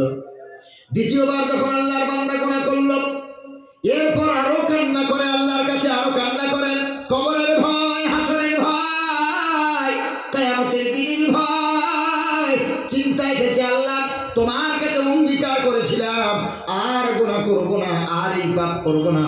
আল্লাহ আমি দ্বিতীয়বার এই গুনাহ করে ফেলেছি। আয় আল্লাহ, আসলামতু যামবান আখার, আমি তো আবার এই গুনাহ করে ফেললাম গো আল্লাহ। আবার আরো বেশি কাঁদে, আরো বেশি কাঁদে, আল্লাহর কাছে কান্না করার পর দ্বিতীয়বার আল্লাহর বান্দা গুনাহ করার পর যখন আবার আল্লাহর কাছে ক্ষমা চায়, আমার আল্লাহ তাআলা ফেরেশতাকে একইভাবে বলে, ওই বান্দা কি জানে যে তার একজন আল্লাহ আছে যে তারে ক্ষমাও করতে পারে, আবার শাস্তিও দিতে পারে? আল্লাহর ফেরেশতা বলে, হ্যাঁ আল্লাহ জানে, এটা জেনেই তো আপনার কাছেই ক্ষমা চায়, আর কারোর কাছে গেল না। আমার আল্লাহ বলে, ফেরেশতা সাক্ষী দেখো, আমার এই বান্দা দ্বিতীয়বার গুনাহ করলেও আমি আল্লাহ আমার কাছ ছাড়া, আমার দরবার ছাড়া কারো দরবারে মাথা নত করে নাই, আমার কাছে আত্মসমর্পণ করেছে, তার নিজের ভুল বুঝতে পেরে আরো বেশি কান্না করে আমার কাছে ক্ষমা চেয়েছে। ফেরেশতারা সাক্ষী থাকো, আমার বান্দার দ্বিতীয়বারের গুনাহটাকেও আমি আল্লাহ ক্ষমা করে দিলাম। সুম্মা মাকাসা মাশাআল্লাহ, আল্লাহর বান্দা দ্বিতীয়বার তওবা করার পর আর কোনো গুনাহ করে না, নামাজ ছাড়ে না, রোজা ছাড়ে না, সাদকা যাকাত কিছুই বাদ দেয় না, সব ভালো ভালো কাজ করে। আবার 1-2 মাস, 1 বছর 2 বছর যাওয়ার পর আবার গুনাহ করে ফেললো, আবার তৃতীয়বার আল্লাহর কাছে ক্ষমা চায়, আল্লাহ আমি তৃতীয়বার গুনাহ করে ফেলেছি। এই হাদিস যতবার বলি, যতবার পড়ি, বড় কষ্ট হয় যে আমার আল্লাহ কত বড় দয়াময়। গুনাহ যদি ক্ষমা না করতেন, খোদার জাতের কসম, আমরা যতই আমল করি আর যাই করি না কেন, নাজাত পাওয়ার কোনো জায়গা ছিল না যদি আল্লাহ আমাদের অপরাধ ক্ষমা না করতে। আমার আল্লাহ বলেন, আমার এই বান্দা তৃতীয়বার যদি গুনাহ করে ফেলে, তারপরেও যদি কোনো জায়গায় না গিয়ে আমি আল্লাহ আমার কাছে ক্ষমা চাই, আল্লাহ আমি তো তোমার কাছে দ্বিতীয়বার তো 2বার তওবা করেছি, কিন্তু কথা দিয়ে কথা রাখতে পারি নাই। আয় আল্লাহ, অঙ্গীকার করেছি, অঙ্গীকার ভঙ্গ করেছি। আমার আল্লাহর কাছে তৃতীয়বার আল্লাহর বান্দা আবার গুনাহ করে, গুনাহ করে আল্লাহর কাছে ক্ষমা চায়, আল্লাহ আমি আবার এই পোড়া মুখ নিয়ে তোমার কাছে এসেছি গো আল্লাহ, আমি এই লজ্জা ভেঙে আল্লাহ আমি তোমার কাছে এসেছি, আমি তো আবার গুনাহ করে ফেলেছি, আল্লাহ তুমি আমার অপরাধ ক্ষমা করে দাও। আল্লাহর বান্দা বান্দিরা তৃতীয়বার গুনাহ করার পর আল্লাহর কাছে যখন কেঁদে কেঁদে ক্ষমা চায়, আল্লাহ আবার বলেন, ও কি জানে যে তার এমন আল্লাহ আছে যে তারে ক্ষমাও করতে পারে, শাস্তিও দিতে পারে? ফেরেশতারা বলেন, হ্যাঁ আল্লাহ জানে। আল্লাহ এই কথা শোনার পর আল্লাহ তার বান্দা বান্দির তৃতীয়বারের গুনাহটাকেও ক্ষমা করে দেয়। আল্লাহ নবী সাল্লাল্লাহু আলাইহি সাল্লাম বলেন, এই তৃতীয়বার ক্ষমা করার সময় আল্লাহ তাআলা 3 বার বলেছেন, গফারতু লি আবদি সালাসান সালাসান সালাসান। আল্লাহ, আমার নবী বলছেন, আল্লাহ তার বান্দার ব্যাপারে তৃতীয়বার গুনাহ ক্ষমার ব্যাপারে আল্লাহ 3 বার বলেছে, আমি আমার বান্দাকে ক্ষমা করে দিলাম, ক্ষমা করে দিলাম, ক্ষমা করে দিলাম। ফালিয়ামাল মাশা, আজ থেকে তার নতুন আমল সে শুরু করবে, আমি তাকে এমনভাবে ক্ষমা করেছি তার জীবনের আর একটা গুনাহ আমি আল্লাহ ছাড়িনি। জোরে বলেন না সুবহানাল্লাহ। কিভাবে আল্লাহ তার বান্দাকে ক্ষমা করে, কত মহব্বত করে আল্লাহ। আল্লাহ নবী বলছেন, যতবার ক্ষমা চাইবে, যতবার তওবা করবে, দুনিয়াতে বাঁচার সময় তওবার সব দরজাগুলো কি খোলা আছে, মরে যাওয়ার সময় যদি তওবা করেন, খোদার কসম আর কোনো সুযোগ নাই। এজন্য প্রতিদিন, প্রতি রাত্র, প্রতিদিন আপনি তওবা করেন, ক্ষমা করার মালিক আল্লাহ। আমি আমার জায়গা থেকে ঠিক থাকবো, আল্লাহ গুনাহ করে ফেলেছি, ক্ষমা করে দাও। আল্লাহ তো শুধু এইটুকু চায়, বান্দা তুই আমার কাছে ক্ষমা চা, আমি আল্লাহ তোরে ক্ষমা দিয়ে দেবো। জোরে বলেন সুবহানাল্লাহ। আমরা ক্ষমা চাওয়ার কত সুযোগ পাই না। গুনাহ তো মানুষ করবে, মানুষ ছাড়া কারা গুনাহ করবে? ও মুসলমান বাবাজি, আল্লাহ তাআলা তওবাকারীকে ভালোবাসেন। আল্লাহ রাব্বুল আলামিন তওবাকারীর ব্যাপারে আল্লাহ রাব্বুল আলামিন 11 নম্বর পারায় তওবাকারীদেরকে ঈমানদারের 10টা গুণ আল্লাহ বর্ণনা করেছেন, যে যারা ঈমানদার হবে তারা তাদের 10টা গুণে গুণান্বিত তারা হবে। তার 1ম নম্বর গুণ আত-তাইবুন। ঈমানদার যারা হবে তারা কি করবে? তওবা করবে, তওবাকারী হবে। ইমানদারের 10 গুণের ভিতরে প্রথম নম্বর। আর তাই বল তারা তওবা করবে, অপরাধ করেছে, ক্ষমা চাইবে কার কাছে? আল্লাহর কাছে। এটা ইমানদারের প্রথম গুণ। ভাইরা আমার, কেমন তওবা আপনাদেরকে শোনাই। আল্লাহর নবীর সাহাবী হযরত ওমর ফারুক রাদিয়াল্লাহু তাআলা আনহু, পৃথিবীর দ্বিতীয় শাসক, দ্বিতীয় খলিফাতুল মুসলিমিন, তিনি গাছতলায় দাঁড়িয়ে আছেন, দেশ পাহারা দিচ্ছেন। দিনের বেলা দাঁড়িয়ে আছেন, দূরে দেখতে পেল মদিনার বাজার থেকে একজন মদখোর মদ খেতে খেতে ফিরছে। যারা মদ পান করে গো মুসলমান, তারা সোজা হয়ে দাঁড়াতে পারে না, রাস্তা সোজা হয়ে চলতেও পারে না। 10 ফুট রাস্তাও একার লাগে, ওকে দেখেই বোঝা যায় যে ও মদ খেয়েছে। যে জীবনে কলেমা পড়ে না, সে মদ খেয়ে শুধু কলেমা পড়ছে। মদ খদ্দের যে কত আল্লাহর জিকির করে আপনি জানেন না, কারণ ওর যখন পেটে মদটা পড়ে, ও নিজে কি সেটাই ভুলে যায়। হযরত ওমর দেখলেন মদ খেয়ে ফিরছেন। ওমর রাদিয়াল্লাহু তাআলা খুব নরম মেজাজের মানুষ ছিলেন না গরম মেজাজের? হ্যাঁ, মারাত্মক গরম মেজাজ। কথা বলার আগে তলোয়ার খুলে বার করত। সাবধান, আল্লাহ নবী ইন্তেকাল করেছেন, এই খবর হযরত ওমর রাদিয়াল্লাহু তাআলা শোনার পর তলোয়ার খুলে বলছে, কে বলেছে নবী ইন্তেকাল করেছে? নবীর প্রতি এত প্রেম, এত মহব্বত, নবী যে বিদায় নিয়েছেন এটাও মেনে নিতে পারেনি। সুবহানাল্লাহ। হযরত ওমর ফারুক রাদিয়াল্লাহু তাআলা আনহুর ব্যাপারে হাদিসে আছে, এমন একজন ব্যক্তিত্বপূর্ণ মানুষ তিনি ছিলেন, এমন একজন মানুষ তিনি ছিলেন, আল্লাহ তাকে এমন ব্যতিক্রমী মানুষ বানিয়েছে, যেই রাস্তা থেকে হযরত ওমর রাদিয়াল্লাহু তাআলা হেঁটে যেতেন, ওই রাস্তা থেকে শুধু মানুষ না, ওই রাস্তা থেকে জিন শয়তান পর্যন্ত রাস্তা ছেড়ে রাস্তা ক্লিয়ার করে দিত। এত ভয় পেত, জেনেরা পর্যন্ত, শয়তান পর্যন্ত, তাই ওমর আসছে, সাবধান, রাস্তা ছেড়ে দিই। এত চালাকি মেজাজের মানুষ তিনি ছিলেন। সেই ওমর রাদিয়াল্লাহু তাআলা দেখছে মদ খাচ্ছে, আবার ওমরের আমলে এত সহজ ছাড় দেবে? হযরত ওমর রাদিয়াল্লাহু তাআলা দেখছেন মদ খাচ্ছে, বেটা তুই আয়, তোর বিচার হবে, আজকে তোর কল্লা উড়ে উড়ে যাবে তোর ধর থেকে। হযরত ওমর রাদিয়াল্লাহু তাআলা রাগে থরথর করে কাঁপতে শুরু করেছে, তলোয়ার খুলে রেডি।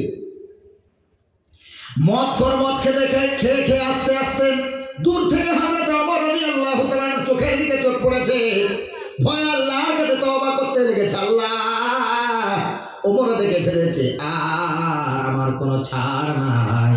ওমরের একটা চাবুকের আঘাত আমার পিঠের চামড়া ছাড়া মাটিতে পড়বে না। মদখোরের নেশা কেটে গেল, ওমরকে দেখে ভয়ে তার কাঁপুনি বন্ধ হয়ে গেল, সোজা স্ট্রেট হেঁটে আসি, আর মনে মনে আল্লাহর কাছে তওবা করে, আল্লাহ ওমর থেকে তুমি বাঁচাও, ওমরের হাত থেকে বাঁচাও গো আল্লাহ। তুমি যদি না বাঁচাও, ওমরের তলোয়ারের আঘাতে আমার দ্বিখণ্ডিত হয়ে যেতে হবে। আল্লাহর কাছে তওবা করেছে মদখোর। আয় আল্লাহ, মদের বোতলটা বগলের ভিতরে, জামার ভিতরে লুকিয়ে নিয়ে আল্লাহর কাছে তওবা করেছে, আল্লাহ ওমরের হাত থেকে তুমি বাঁচাও, আর জীবনে আমি মদ পান করব না। তওবা করতে করতে আসছে রাস্তা থেকে, হযরত ওমর দাঁড়িয়ে আছে। মদখোর যেন এমন ভান করলেন, এমন তিনি দেখাতে চাইল যে ওমর যেন তাকে দেখতে পারবে। পাশ থেকে চলে যাচ্ছে, এদিকে উনি তো দূর থেকে সব ফলো করছে, এদিকে কোথায় গিয়েছিলিস? যেই ধমক দিয়ে ডেকেছে, উত্তর পাততলায় জমিন নাই, থর করে কাটতে শুরু করেছে। ওই মদের বোতলটা বগলের ভিতরে। ওমর রাদিয়াল্লাহু তাআলা, কোথায় গিয়েছিলিস? হুজুর, মদিনার বাজারে গিয়েছিলাম। কি করতে গিয়েছিলিস? হুজুর, দুধ কিনতে গিয়েছিলাম। কি কিনতে? আর ওর হাতে কি? আর বলছে কি? যদি সত্য বলতো তাহলে না হয় সত্যি কথা বলার পর পা দুটো জড়িয়ে ধরে, হুজুর ক্ষমা করে দেন, জীবনে করবো না, তাও একটা ক্ষমার সুযোগ ছিল না? ছিল না। প্রথমত তো হাতে মদ, আর দ্বিতীয় আবার মিথ্যা বলছে, তাহলে রাগ আরো বাড়বে না কমবে? যেই বলেছে হুজুর আমি দুধ কিনতে গিয়েছিলাম, ধরেছে একটা হাত আর তলোয়ার উঁচু করেছে, বেয়াদব, ধর থেকে কল্লা আলাদা করে দেবো, কোথায় তোর দুধের বোতল দেখা? কোথায় তোর দুধের বোতল দেখা? মদ খোর, মদের নেশা কেটে গেল, ভয়ে কাঁপতে লেগেছে, চোখ ভরা পানি, আল্লাহর কাছে তওবা করে, আল্লাহ বাঁচাও বাঁচাও বাঁচাও। মদ খোর এমন করে বিসমিল্লাহ বলে মদের বোতলটা ওমরের সামনে উঁচু করে ধরে মাথাটা নিচু করে দাঁড়িয়ে আছে, বুঝি এই পড়ল তলবারের কোপ ঘাড়ের উপরে। হযরত ওমর রাদিয়াল্লাহু তাআলা উঁচু মাথা উঁচু করে দেখলেন, দেখে বলল, যা চলে যা, বেঁচে গেলি। সুবহানাল্লাহ। মদখোর মাথা উঁচু করে দেখে, বোতলের অবস্থা দেখে পা দুটো জড়িয়ে ধরে বলে, হুজুর ক্ষমা করে দিন। হযরত ওমর বললে, কি হয়েছে বল, কিসের ক্ষমা, তুই তো সত্য বলেছিস। বলল, না গো হুজুর, আমি মদিনার বাজার থেকে মদ কিনে ফিরছিলাম, আপনার চোখাচোখি হলো, আপনাকে দেখতে পেলাম, আল্লাহর কাছে ক্ষমা চাইলাম, আল্লাহর কাছে কেঁদে কেঁদে তওবা করলাম, আর জীবনে মদ পান করব না। হুজুর, আমার এই সত্য তওবা আল্লাহ এমন করে কবুল করেছে, আমার তওবার বিনিময়ে, আমার তওবার উসিলায় আপনার হাত থেকে বাঁচানোর জন্য আল্লাহ আমার বোতলের মদটাকে দুধে পরিবর্তন করেছে। আল্লাহ পারে না? পারে না? আল্লাহর ক্ষমতা আছে না নাই? শুধু তাই না, বোতলের সিল করা, বোতলের ও তো শুধু আঙুলটা দিয়ে বোতলটা বন্ধ রেখেছিল, আল্লাহ তাআলা কুদরতি ভাবে বোতলের ঢাকনাও তৈরি করেছেন। সুবহানাল্লাহ। শুধু তাই না, মদ খেলে যে জবানের মুখে একটা মদের গন্ধ থাকে, আমার আল্লাহ ওমরের হাত থেকে বাঁচানোর জন্য ওই মুখের মদের গন্ধটা আল্লাহ দুধের গন্ধে পরিবর্তন করেছে। সুবহানাল্লাহ। আল্লাহর কাছে তওবা করবেন, তওবাকারীকে আল্লাহ ভালোবাসেন, তওবাকারীকে আল্লাহ অত্যন্ত পছন্দ করেন। টোটালি যারা গুনাহ করে না তাদেরকে আল্লাহ ভালোবাসেন। যারা গুনাহ করে আবার আল্লাহর কাছে তওবা করে, আল্লাহর কাছে ছোট হয়, আল্লাহর কাছে বিনয়ী হয়, আল্লাহ তাদেরকে অত্যন্ত ভালোবাসে।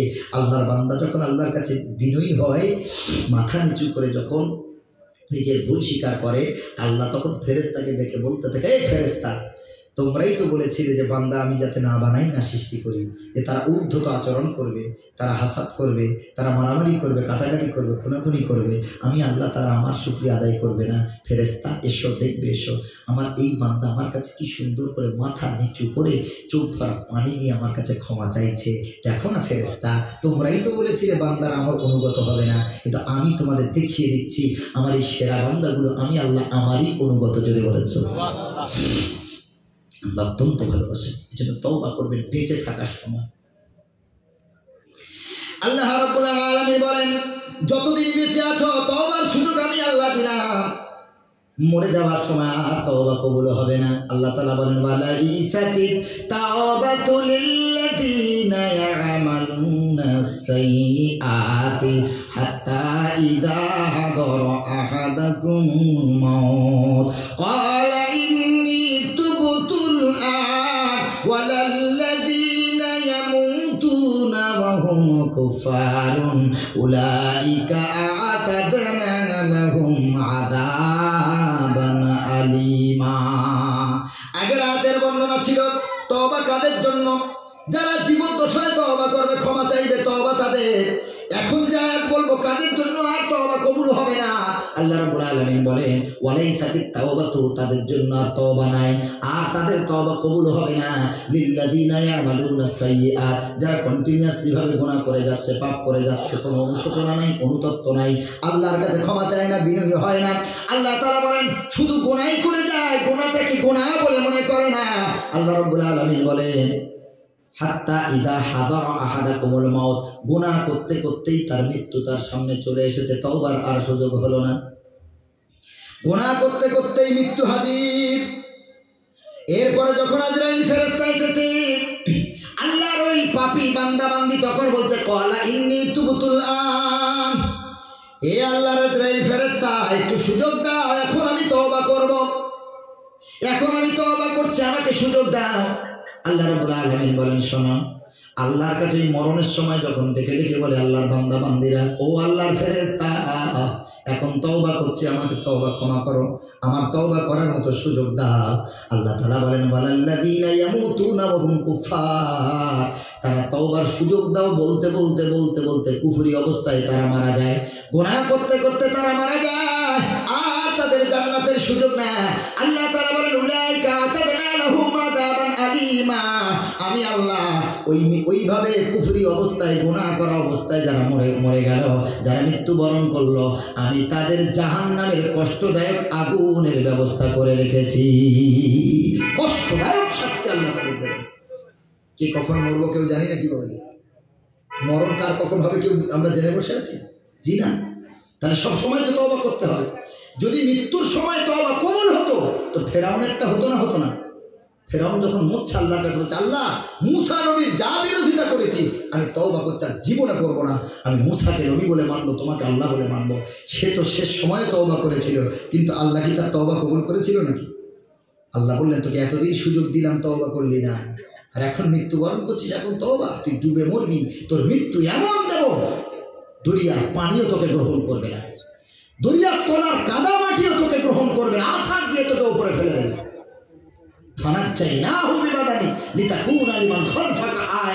কিয়ামত পর্যন্ত আমি তার শরীরকে অক্ষত অবস্থায় রাখবো, তোর শরীরে পিঁপড়ে লাগবে না, তোর শরীরে মাছি বসবে না, তোর শরীরে পোকা খাবে না, তোর শরীর ধ্বংস হবে না, তোর শরীর, তোর নখ, তোর চুল পর্যন্ত আমি আল্লাহ কিয়ামত পর্যন্ত সুরক্ষিত রাখবো। কেন জানিস?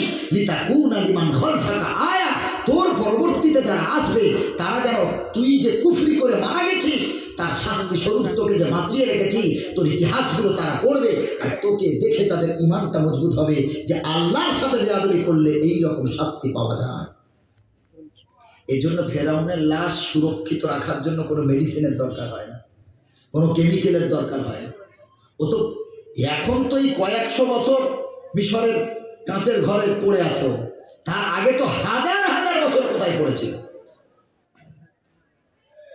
আল্লাহ কোরআনে বলেছে ফানাজ্জাইনাহু বিবাদানি, এই ফেরাউনের লাশকে গবেষণা করলো জাপানের সামুদ্রিক বৈজ্ঞানিক, আপনার নাম হচ্ছে মিস্টার জ্যাক ভি পোস্ট। এই সামুদ্রিক বিজ্ঞানী ফেরাউনের লাশকে গবেষণা করতে গিয়ে ইসলাম কবুল করেছে। জোরে বলেন সুবহানাল্লাহ। কোরআন থেকে সে জেনেছে যেহেতু আল্লাহই বলেছেন তার লাশটাকে আমি পৃথিবী ধ্বংস পর্যন্ত, কিয়ামত পর্যন্ত ওইভাবেই রেখে দেবো। সুলতান বাবাজি, তওবা করতে হবে, দুনিয়াতে ক্ষমা চাইতে হবে আল্লাহর কাছে। মৃত্যুর বাইরে আমরা কেউ না, মৃত্যু আমাদের আসবেই, তার আগে আমাদের তওবা করে নিজেকে পরিশোধন করতে হবে, পরিশুদ্ধ করতে হবে, নিজেকে পরিবর্তন করতে হবে। আল্লাহ রাব্বুল আলামিন সূরা শামসের ভিতরে 7টা জিনিসের কসম করে বলেছেন আল্লাহ, ওয়াশ-শামসি ওয়া-দুহাহা ওয়াল-কমারি ইযা তালাহা ওয়ান-নাহারি ইযা জাল্লাহা ওয়াল-লাইলি ইযা ইয়াগশাহা ওয়াস-সামাই ওয়া-মা বানাহা ওয়াল-আরদি ওয়া-মা তাহাহা ওয়া নাফসিন ওয়া-মা সাওয়াহা فألهمها فجورها وتقواها قد أفلح من زكاها। আল্লাহ তাআলা 7টা জিনিসের কসম করেছেন কোরআনে মাজিদে। সূর্যের কসম, চাঁদের কসম, জমিনের কসম, আসমানের কসম, মানুষের জীবনের কসম, রাতের কসম, দিনের কসম। আল্লাহ তাআলা 7 জিনিসের শপথ করে আল্লাহ তাআলা বললেন, শোনো, কদ আফলাহা মান যাক্কাহা, যে মানুষ নিজেকে পরিবর্তন করতে পারলো, নিজেকে আত্মশুদ্ধি করতে পারলো, নিজের চরিত্রকে সুন্দর করে নিতে পারলো, আমার আল্লাহ বলেন আমি আল্লাহ আমার কাছে তার মূল্যায়ন হয়েছে। নিজেকে পরিশোধন করো। 7টা জিনিসের শপথ করে আল্লাহ বললেন পরিবর্তন হও, আর গোনা করো না, গোনা ছেড়ে দাও, মদ ছেড়ে দাও, গাঁজা ছেড়ে দাও, নেশাদার দ্রব্য ছেড়ে দাও, সুদ ছেড়ে দাও, যা হারাম আছে নবী যার ব্যাপারে যেসব ব্যাপারে বলেছেন, মা আতাকুমুর রাসূল ফাখুযু, আল্লাহ বলেন নবী আপনি যেটা গ্রহণ করেছেন আপনার উম্মতকে বলুন তারা যেন তা গ্রহণ করে। আপনি যেটা থেকে বিরত থেকেছেন, থাকতে বলেছেন, ওমা নাহাকুম আনহু ফান্তাহু, তারা যেন তা কখনো অ্যাকসেপ্ট না করে। আপনি যেটা থেকে দূরে থেকেছেন তারাও যেন সেটা পরহেজ করে, তারা যেন সেটা থেকে দূরে থাকে। এর নাম হলো নবীর মহব্বত। নবীর মহব্বত করব আর নবী যা করেছেন সেটা আমরা মানব না, নবীর মহব্বত করব, নবী যা করেছেন আমরা সেটা মানব না, তা তো হতে পারে না বাবাজি।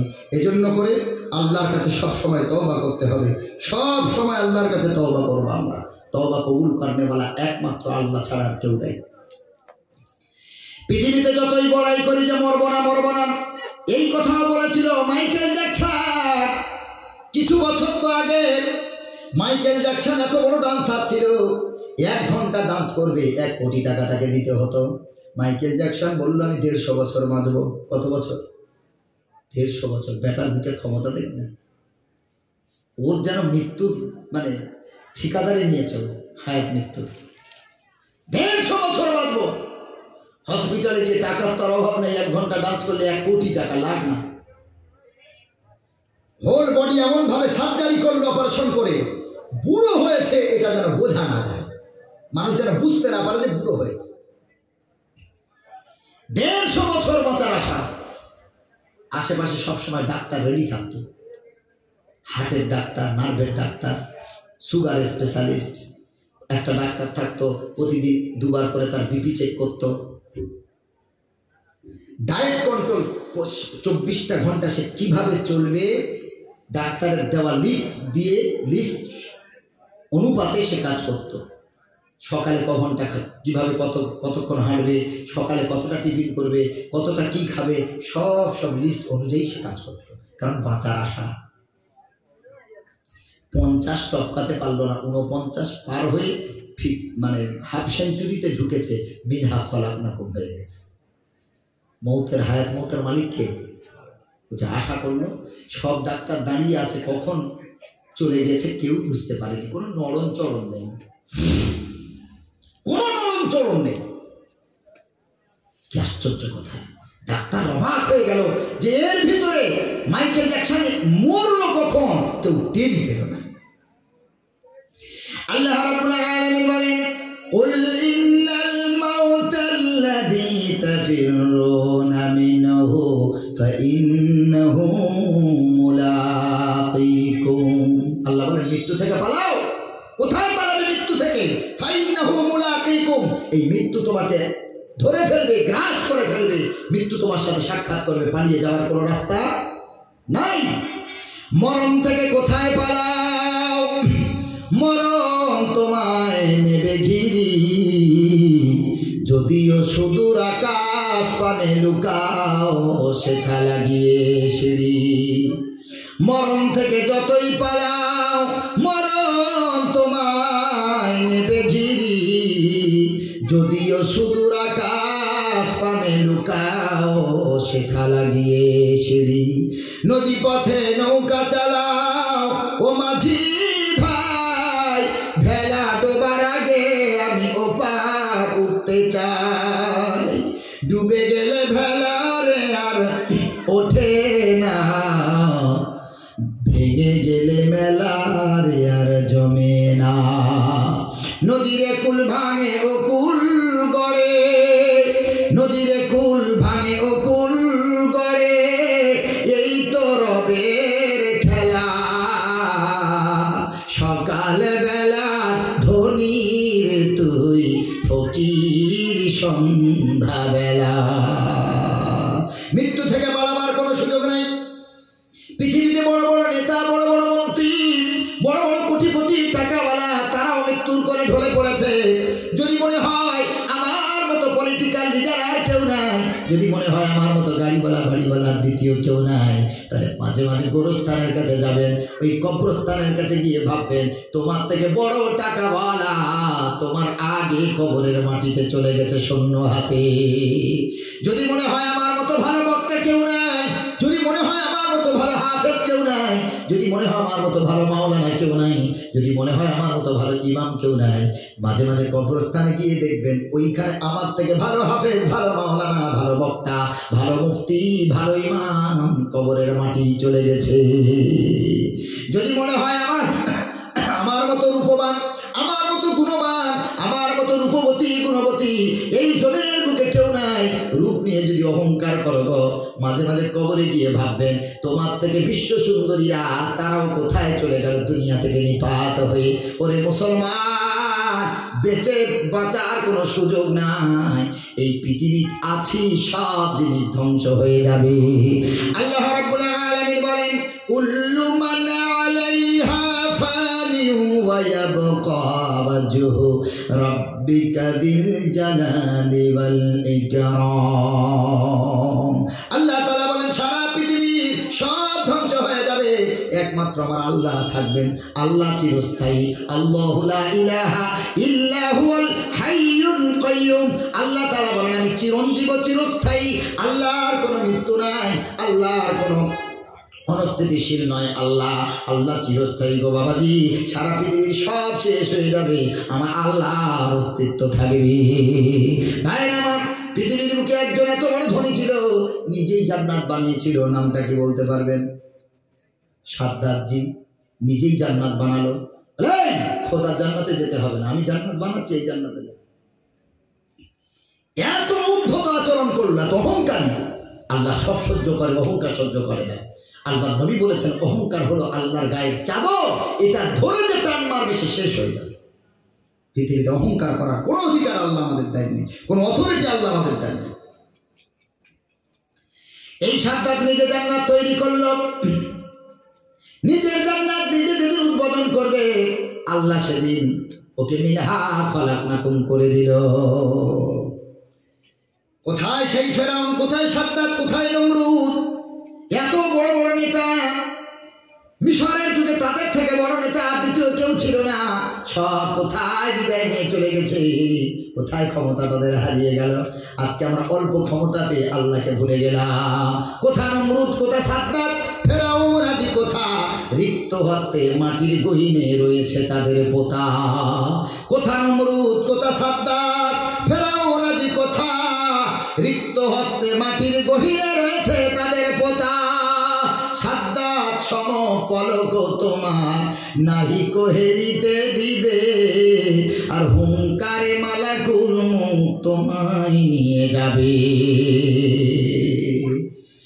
দীপ্ত কণ্ঠে মনির কহে, ফুল সাজা কি রয় কখনো, এক রাত কি দুরাত রহে, ফুল বুঝিস নি তোর জীবন। কোথা থেকে আগমন, কোথায় যেতে হবে রে? কোথা থেকে আগমন, কোথা যেতে হবে রে? কে আনিল কি কারণে জানি না রে ভবেতে। ঠিক এমনি করে সাঙ্গ হবে এই ভবের খেলা পড়ে রবে। ঠিক এমনি করে সাঙ্গ হবে এই ভবের খেলা পড়ে রবে। কোথায় ভাই যে যাবে চলে, খোঁজ খবর কি থাকবে ভবে। এই দুনিয়ায় সবই পর, কবর যে তোর আসল ঘর। এই দুনিয়ায় সবই পর, কবর যে তোর আসল ঘর। কেমন সেথা থাকবে পড়ে শুধু মাটির বিছানা। চিন্তা করে দেখো না কবরে কি যাবে না। চিন্তা করে দেখো না কবরে কি যাবে না। এ দুনিয়া ছাড়িয়া কোথায় যাইবে ভাগিয়া। এ দুনিয়া ছাড়িয়া কোথায় যাইবে ভাগিয়া। মরণ তোমায় লইবে ঘিরি, মরণ তোমায় লইবে ঘিরি। যতই করো বাহানা, চিন্তা করে দেখো না কবরে কি যাবে না। অবশেষের ঠিকানা শুধু মাটির বিছানা। সব দুনিয়া থেকে চলে যেতে হবে। গাছপালা, নদী নালা যা আছে, ফেরেশতা সহ যত শয়তান আছে, সবার মৃত্যু হবে না? হবে না? সব ছেড়ে চলে যেতে হবে। সুতরাং পরিবর্তন যদি হতে চান, তো দুনিয়াতে আল্লাহ সুযোগ দিয়েছেন পরিবর্তন হয়ে যান। মরে যাওয়ার সময় পরিবর্তন হওয়ার কথা বললেও পরিবর্তন হবে না।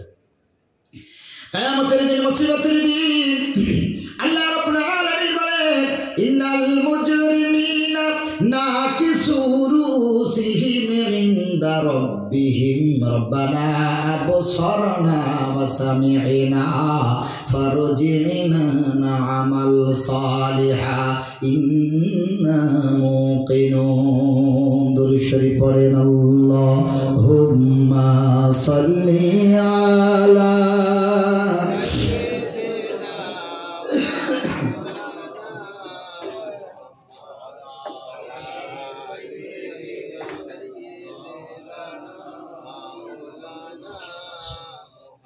আচ্ছা মাগো বলো দেখি রাত্রি কেন কালো, আর সূর্যি মামা কোথা থেকে পেল এত আলো। আচ্ছা মাগো বলো দেখি রাত্রি কেন কালো, সূর্যি রবি কোথা থেকে পেল এত আলো। ফুলগুলি সব নানা রঙের কেমন করে হয়, পাতাগুলি সবুজ কেন ফুলের মতো নয়। দুধ কেন মা এমন সাদা, মরিচ কেন ঝাল, আর আমগুলি সব পাকলে পরে হয় কেন মালাল। চিনি এত মিষ্টি কেন, তেঁতুল এত টক, আর কালো এত কোকিল কেন, ফর্সা কেন বক। গাধার কেন সিংহ যায় না, ঘোড়ার কাঁধে ঝুল, গাধার কেন সিংহ যায় না, ঘোড়ার কাঁধে ঝুল।